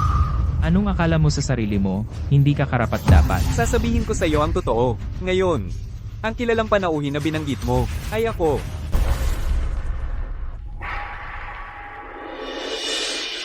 Hindi. Yan Feng, huwag mong isipin na dahil lang kilala mo si Mr. Zhao at nakakapag-usap ka sa kanya ng ilang salita, ikaw na ang lahat. Sige, sasabihin ko sa iyo ng direkta. Ngayon, ang pinagpipitagang bisita ng tatay ko ay ang malaking amo sa likod ni Mr. Zhao. Tinatawag nila siyang hari ng pera sa kabisera. Chairman yan. Ang lalaking iyon ang tatay ko. Ikaw, tatay mo? Pwede na ba tayong pumasok? Ito, Mr. Yan. Malaki ang bluff ni Yan Feng. Hoy, relax. Hindi ako nagsisinungaling. Tara na. Tigil diyan. Probinsyano. Niloko mo ako minsan. At ngayon, niloloko mo na naman ako. Kung ang tatay mo talaga ay president yan, bakit ikaw nagbubuhat ng ladrilyo sa construction site? Niloloko ba kita? Tawagan mo lang ang tatay mo at tanungin mo siya, okay? Mr. Yan, siguro dapat tayong maging maingat. Paano kung totoo lahat ng sinabi niya? Talagang malalagot tayo. Tigilan na. Ang tatay ko at si Mr. Zhao nasa itaas at pinag-uusapan ng kooperasyon. Yan Feng, alam mo ba at sadyang sinira ang kooperasyon sa pagitan ng ating mga pamilya, tama ba?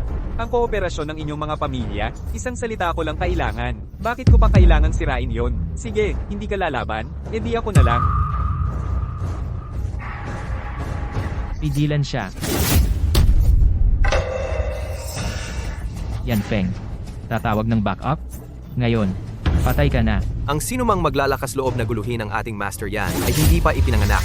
Dalawang walang hiyang bastos.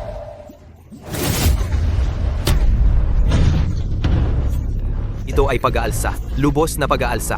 Paano kayo naglakas loob sa Guoming Group gumawa ng gulo? Tagapamahalali, tumigil ka na sa pakikipagsalita sa kanya. Tumawag ng backup. Hoy, lahat sa lobby may gumagawa ng gulo. Oo. Sinasabi ko sa iyo, sa buong Jiangcheng, walang nangangahas na sumalungat sa pamilya yan. Ngayon, mamamatay ka. Sige, tingnan natin. Sino sa atin ang unang mamamatay? Hoy, nasaan kayo? Patayin mo siya para sa akin. Yan Feng. Ngayon ang araw na mamamatay ka. Sino ka? Naglakas loob kang hawakan ng anak ko? Subukan mo, kahit isang daliri.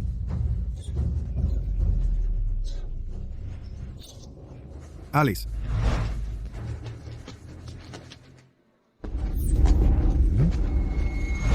Yan Feng, ngayon ang araw na mamamatay ka. Sige, tingnan natin. Tayong dalawa, kung sino ang unang mamamatay. Yan Feng, huwag kang padalos-dalos. Ang dami nila. Hindi natin sila matatalo. Umalis na tayo. Gusto niyong umalis? Sa tingin niyo ba ang Guoming Hotel namin ay palengke? Pumunta kayo kung kailan niyo gusto? Umalis kung kailan niyo gusto? Ngayon, kayong dalawa ay hindi pinapayagang umalis. Tagapamahalali. Gusto niyang umalis? Sige. Pero kailangan niyang lumuhod at tumahol na parang aso at gumapang sa pagitan ng aking mga binti. Narinig mo yon? Sabi ng aming Master Yan, gumapang sa pagitan ng kanyang mga binti at gumapang palabas. Sa tingin mo luluhod ako sa'yo? Sa paningin ko, ang pagdurog sa pamilya yan ay parang pagdurog ng langgam, kasing dali niyan. Ngayon, luhod at humingi ng tawad sa amin. Ito ang tanging paraan ng inyong pamilya yan, upang mabuhay. Ang yabang. Mga gwardiya. Hulihin siya. Baliin ang mga binti niya. Gusto kong sa publiko magsaya kasama ang kanyang babae.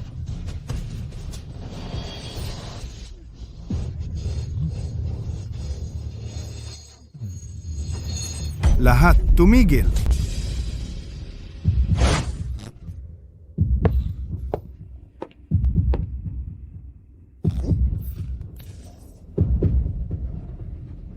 Tatay, Tito, Bulag ka ba? Maglakas loob kang hawakan ang aking mga pinarangalan na panauhin? Hemp, sino ka ba?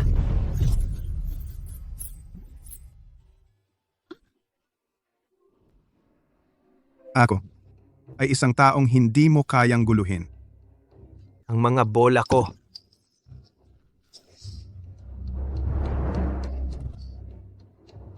Tagapamahalali, ayos ka lang ba? Yan Feng. Ang tatay mo ganyan ba talaga kasungit? ang ugali ng tatay ko ay talagang mainitan ng ulo. Sobra namang mainitin ang ulo. Sasabihin ko sa'yo, kung ang anak ko at manugang ko ay mawalan kahit isang buhok, ipapalagi ko kayong naka-wheelchair sa natitira ninyong buhay. Nagtataka ako kung sino ito. Nakaayos ng magara, akala ko may malaking tao na dumating. Pero itong mahirap na tatay lang pala ng batang ito. Sinasabi mong ilalagay mo kami sa wheelchair. Sa tingin ko, ang dapat naka-wheelchair ikaw. Ano pa hinihintay mo? Kunin sila. Binata, bago ka kumilos ng padalos-dalos, isipin mo munang mabuti. Kung kaya mo bang harapin ang resulta. Ang pagpatay sa inyong dalawang mahihirap na ulol, anong resulta ba ang dapat kong alalahanin? Hindi mo ba ako narinig? Teka. Yan Jiaming. Nagsimula ito dahil sa akin. Ako ang buong responsable. Pakiusap, pakawalan mo na sila. Kayong dalawa talaga ay sobrang nagmamahalan. Pakawalan sila. Sige. Pero, kailangan mong bigyan mo kami ng isang striptease dito mismo. Siguro kung masaya ako, papakawalan ko siya. Pakawalan sila. Shui yan. Huwag kang makinig sa kanya. Sumunod ka sa likod ko. Ayokong madumihan ka ng dugo. Yan Feng. Alam ko na malapit kayo ni Tito. Pero wala si Amo Chow ngayon. Hindi natin siya matatalo. Ano ba ang akala ng pamilya yan sa sarili nila? Sobrang yabang mo. Ikaw ang anak ni Yan Baoguo, di ba? Oo, matanda. Hindi masama, maganda ang mata mo. Siya? Bibigyan kita ng pagkakataon ngayon. Paalisin mo ang mga bantay mo. Halika dito. Humingi ka ng tawad sa magiging manugang ko. Kung hindi, hindi ko palalampasin ang pamilya yan. Ang dami mong pinapanood na maikling drama, ha? Ikaw, nababaliw na ba kayo?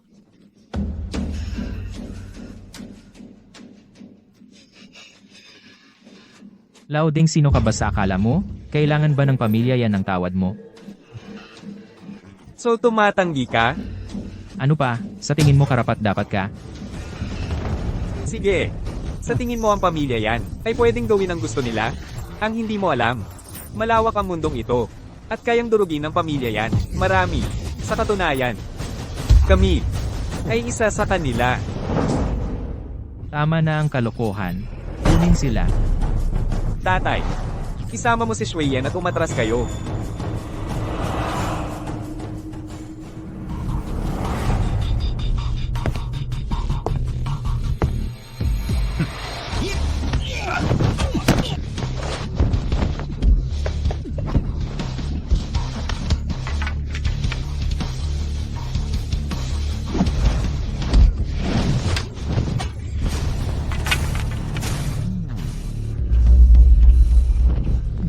Yan Feng.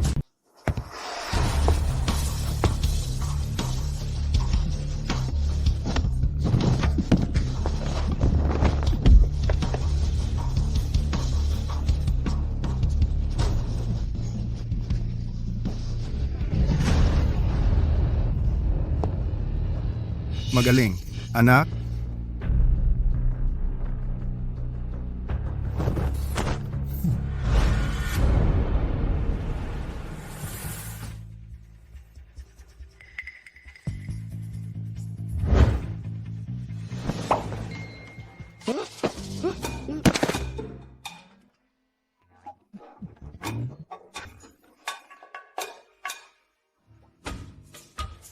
Kaka ikaw.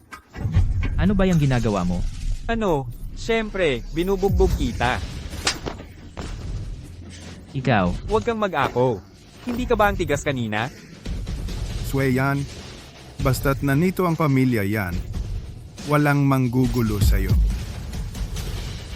sinasabi ko sa'yo, nandito ang tatay ko, alam mo. Kung malaman niya, Eh ano naman?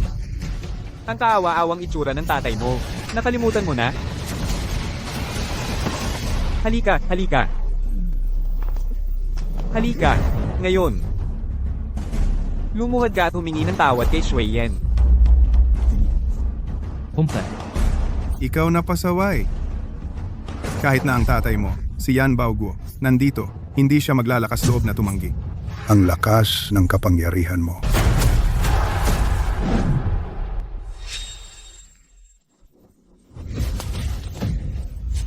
Guro Xiao, dumating ka na sa wakas.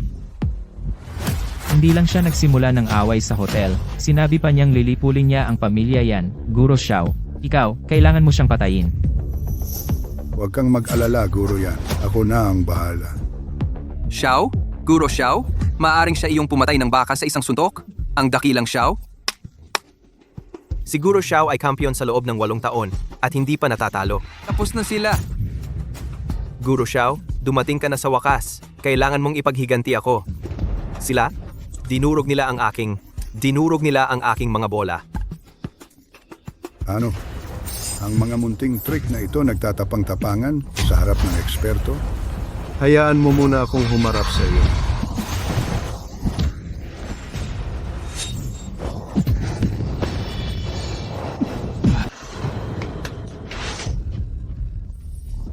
Xiao Dashen, ang galing ng galaw mo. Ha ha ha. Yan Feng, sabi ko sa'yo, ngayon ang katapusan mo. Binata, napakalakas ng taong ito. Wala yon. Ako na bahala. Kayo dalawa. Magpahinga kayo dyan. Bata, pinangahasan mo na baliwalain ako, isang matanda? Xiao Dashen, siya si Yan Feng, sabi niya gusto niyang lipulin ang aming pamilyang Yan. Xiao Dashen, basta kaya mong baliin ang mga binti niya, aming pamilyang Yan ay maaaring magbigay sa iyo ng gantimpala na $100 milyong. Nakakabola ka, binatang yan. Ako at ang iyong ama ay matagal nang magkaibigan ng pamilya. Ang pag-uusap tungkol sa pera ay makakasakit ng aming damdamin. Bata, ikaw ba ang magwawakas nito sa sarili mo? O ako na ang magtatapos sa iyo? Sa iyong lakas, hindi ka karapat-dapat na pilitin akong magpakamatay. Naghahanap ka ng kamatayan.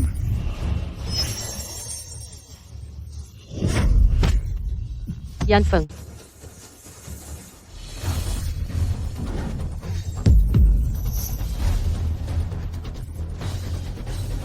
Yan lang ang kaya mo? Anong nangyayari? Ngayon, ako naman.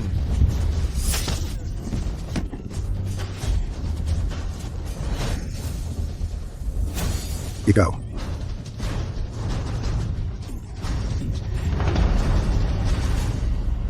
Ito ano ba ito? Xiao Dashen, hindi man lang niya natanggap ang isang palad. Yan Feng ikaw. Ang galing mo, sabi na nga ba anak ni Yan Fukang.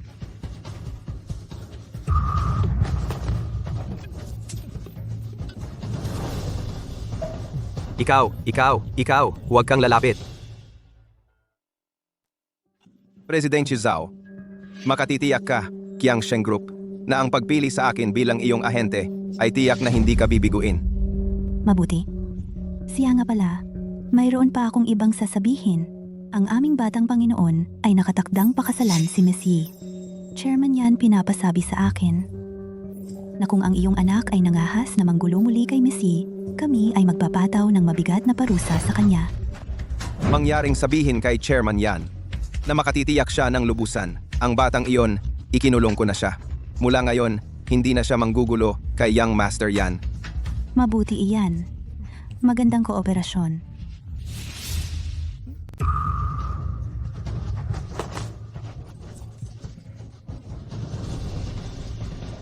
Ikaw, huwag kang lalapit. Ang dami, Bakit ka natatakot sa kanya kahit ang dami nyo? Kayo lahat, sabay-sabay na umatake. Sige, Ano pang hinihintay mo? Sige.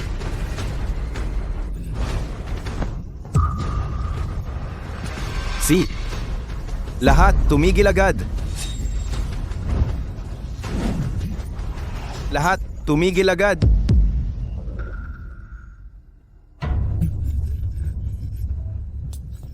Presidente Yan, Presidente Zhao. Dumating ka na sa wakas. Itong tatlong lalaki, hindi lang sila nagdulot ng gulo sa hotel natin. Kanina lang, muntik na nila durugin ang mga bola ko. Kayo, bilisan nyo. Mabilis na magpadala ng tao para hulihin sila. Hulihin? Tumahimik ka. Ang kapal ng mukha mo. Kayo dalawa, dumating kayo sa tamang oras. Yan Baoguo, ang yabang ng anak mo. Hindi lang niya pinahiya ang anak ko sa publiko at ang magiging manugang ko na babae. Pero kahit nung dumating ako, sinubukan din niya akong awayin. Hindi. Chairman Yan, pakiusap. Huminahon ka. Ako ay talagang bibigyan ka ng isang kasiyasyang paliwanag. Hindi na kailangan ng paliwanag. Kanina lang. Binigyan na namin siya. Maraming pagkakataon.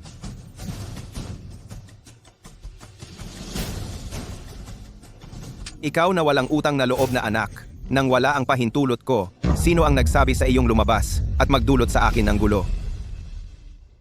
Presidente Zhao, hindi ganoon.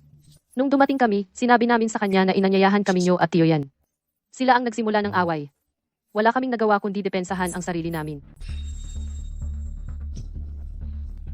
Kayo dalawa.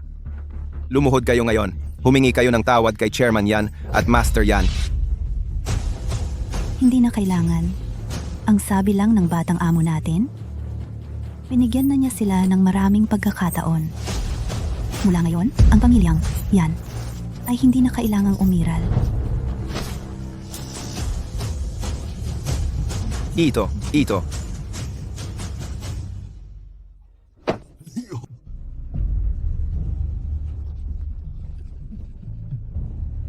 Chairman Yan, Master Yan, kasalanan ko na hindi ko sila napalaki ng maayos. Karapat dapat akong mamatay. Alang-alang sa mga taon ng matapat na serbisyo ng pamilyang Yan. Pakiusap. Patawarin niyo kami sa pagkakataong ito. Umalis na! Umalis na! Hindi natin kayang awayin to.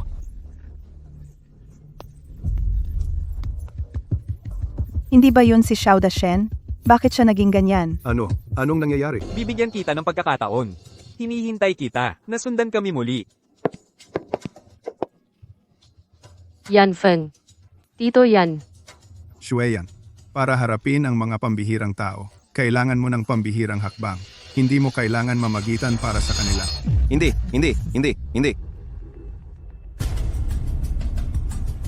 Tatay, nanay, anong ginagawa niyo dito? Shueyan, anong nangyayari? Bakit nakaluhod si Yan Baoguo dito? Tatay, tayo ka. Ang pamilya nating yan ay kahit papaano ay isang prominenteng pamilya. Ano kung wala sila? Mamamatay ba tayo sa gutom?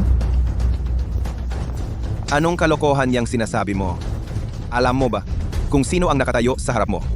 Anong klaseng tao iyon? Oo, kilala ko siya. Hindi ba ito ang basag na loser na nagtatrabaho sa construction site? Yan Feng, hindi ba ginagawa ito ni President Zhao para sa kanilang lahat? Buwisit? Siya ang pinakamayamang tao sa kabisera. Isa sa 4 na dakilang pamilya. Ang pinuno ng pamilya Yan, matandang Master Yan. Kawawang tao? Ang kawawang taong pinag-uusapan mo ay eksaktong siya na naninirahan ng inkognito sa loob ng 3 taon ng pagsasanay, ang batang Panginoon ng pamilya Yan, at saka ang pinakamayamang tao sa kabisera, ang nag-iisang tagapagmana ng pamilya, Yan. Ano? Talaga bang isa kang mayamang batang Panginoon? Shueyan, tayong dalawa ay may 3 taong kasunduan. Sa loob ng 3 taon, hindi tayo maaaring magbunyag sa labas ng ating mga pagkakakilanlan. Kaya nitong mga taon, sinundan mo siya at nagdusa ng husto. Ngunit makatitiyak ka, mula ngayon, ang pamilya, yan ay babayaran ka ng doble.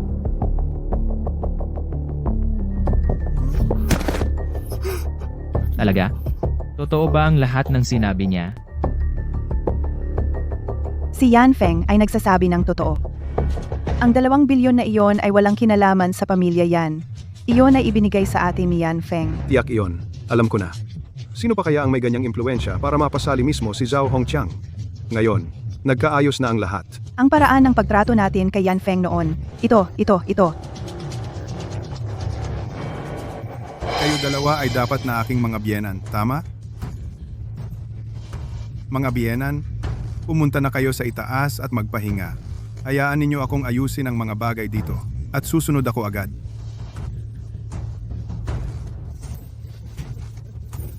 Chairman Yan, kami ay bulag na hindi nakilala ang iyong kadakilaan. Pakiusap, bigyan mo kami ng isa pang pagkakataon, okay? Ngayon alam mo na kung ano ang takot? Oo, eksakto. Young Master Yan, wala akong kinalaman dito. Lahat siya si Yan Jiaming. Siya ang nagsabi sa akin na gawin ito. Kung hindi ka sumasipsip sa akin, gagawin mo ba iyon? Ha? Xiaofeng, itong bagay na ito, ipaaalala ko sa iyo. Sige, tatay. Naiintindihan ko. Feng, Master Feng, mali ako. Alam kong talagang mali ako. Pakiusap, nakikiusap ako. Huwag mong kanselahin ang samahan nating dalawang pamilya sa negosyo. Hoy, hindi ba kanina lang? Gusto mong maghubad si Shui Yen? Para sa'yo? Hindi. Wala akong kwenta. Wala akong kwenta. Alam kong talagang mali ako.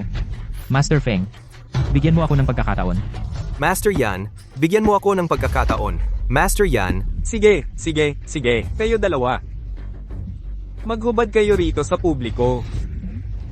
maghubad.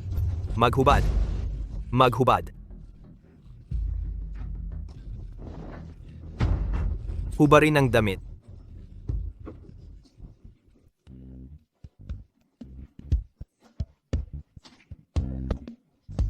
Okay ba? Master Yan, gusto mo ba? Okay ba ito? Master Yan, Tingnan mo, kakatutunan ko lang ito, Master Yan. Sige. Tama na. Akala mo ba ang isang maliit na sayaw ay makakapagbayad sa iyong mga kasalanan? Sinabi ko sa iyo. Mamamatay ka ng miserable. Zhang Long, Zhao Ho. Master Yan, patawarin mo ako. Master Yan, patawarin mo ako. Nakikiusap ako. Pakiusap pakawalan mo ako. Binatang, Master Yan. Master Feng, alam kong mali ako. Talagang alam kong mali ako. Master Feng, kung maaari mo akong patawarin ang pamilya Yan. Gagawin ko ang lahat. Ang hotel na ito, babayaran ko kayo para dito mamaya, okay? Sino bang may gusto ng hotel mo? Sinasabi ko sa iyo. Yung mga nagpahiya sa akin. Hindi ko hahayaang makatakas kahit isa. Xiao Feng, ako.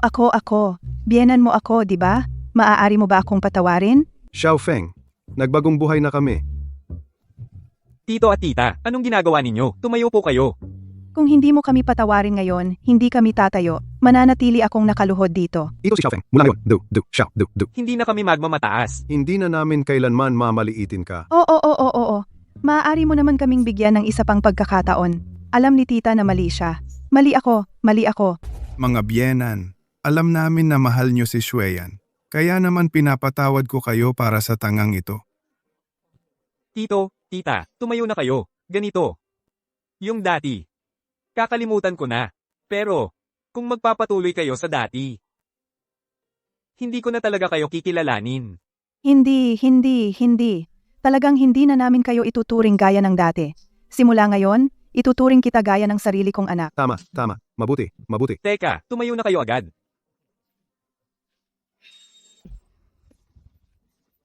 Sir Feng. Ako. Leyes, huwag mo akong istorbohin. Xueyan. Tignan mo ako.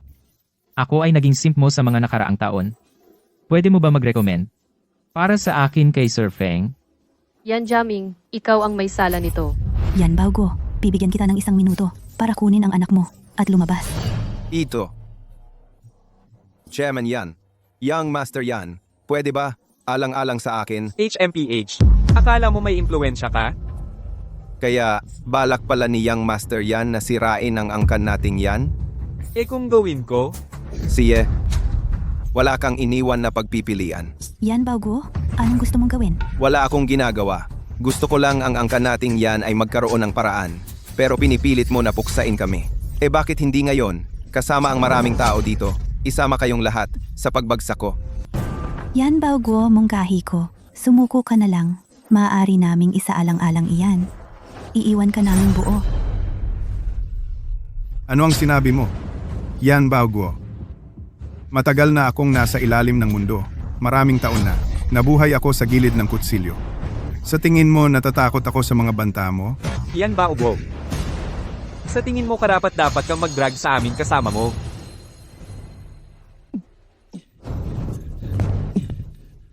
Oo, tatay. Konti lang sila. Ikaw ang may kasalanan nito.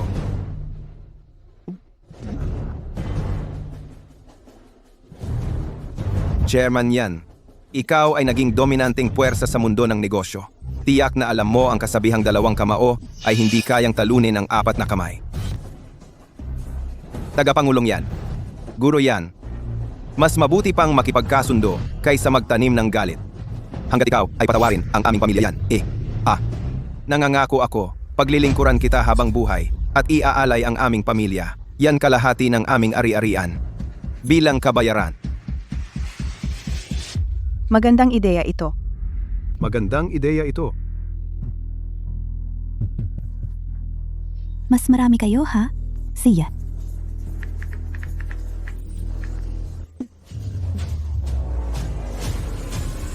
Chow Hongjiang, inuutusan kita. Ngayon din, pumunta sa Guoming Hotel.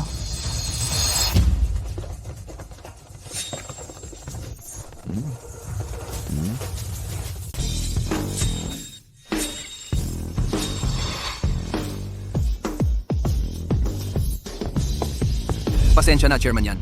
Nalate ako. Palibutan ang lugar na ito. Ang mga tao dito, walang makakalabas. Opo, Chairman yan. Palibutan sila.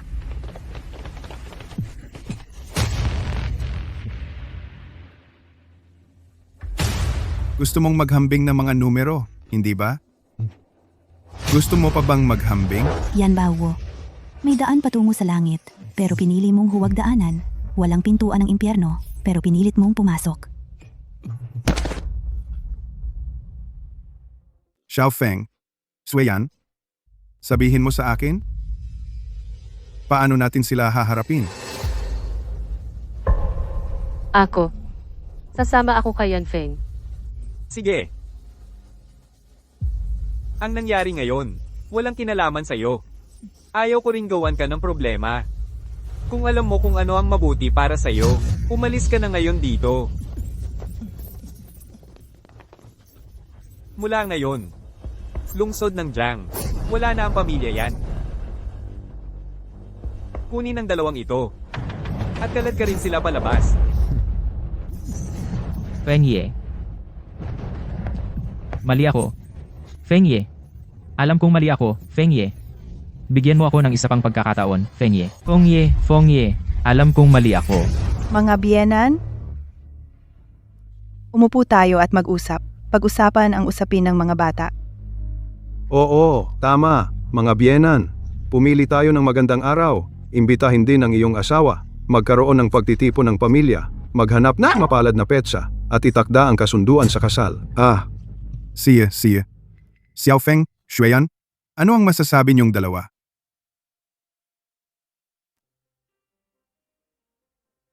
Susunod ako sa kahit anong desisyon ninyo. Tama, tatay, tita, tito. Ang mga ganitong bagay, kayong mga nakatatanda ang magtakda ng petsa. Ang galing!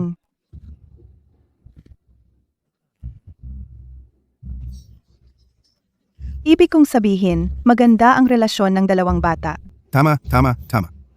Xiao Jiao, sabihin sa aking pamilya na maghanda ng masarap na pagkain at alak. Magkakaroon ako ng inuman kasama ang aking mga biyenan. Mabuti. Oo, Chairman yan. Tara! Halika.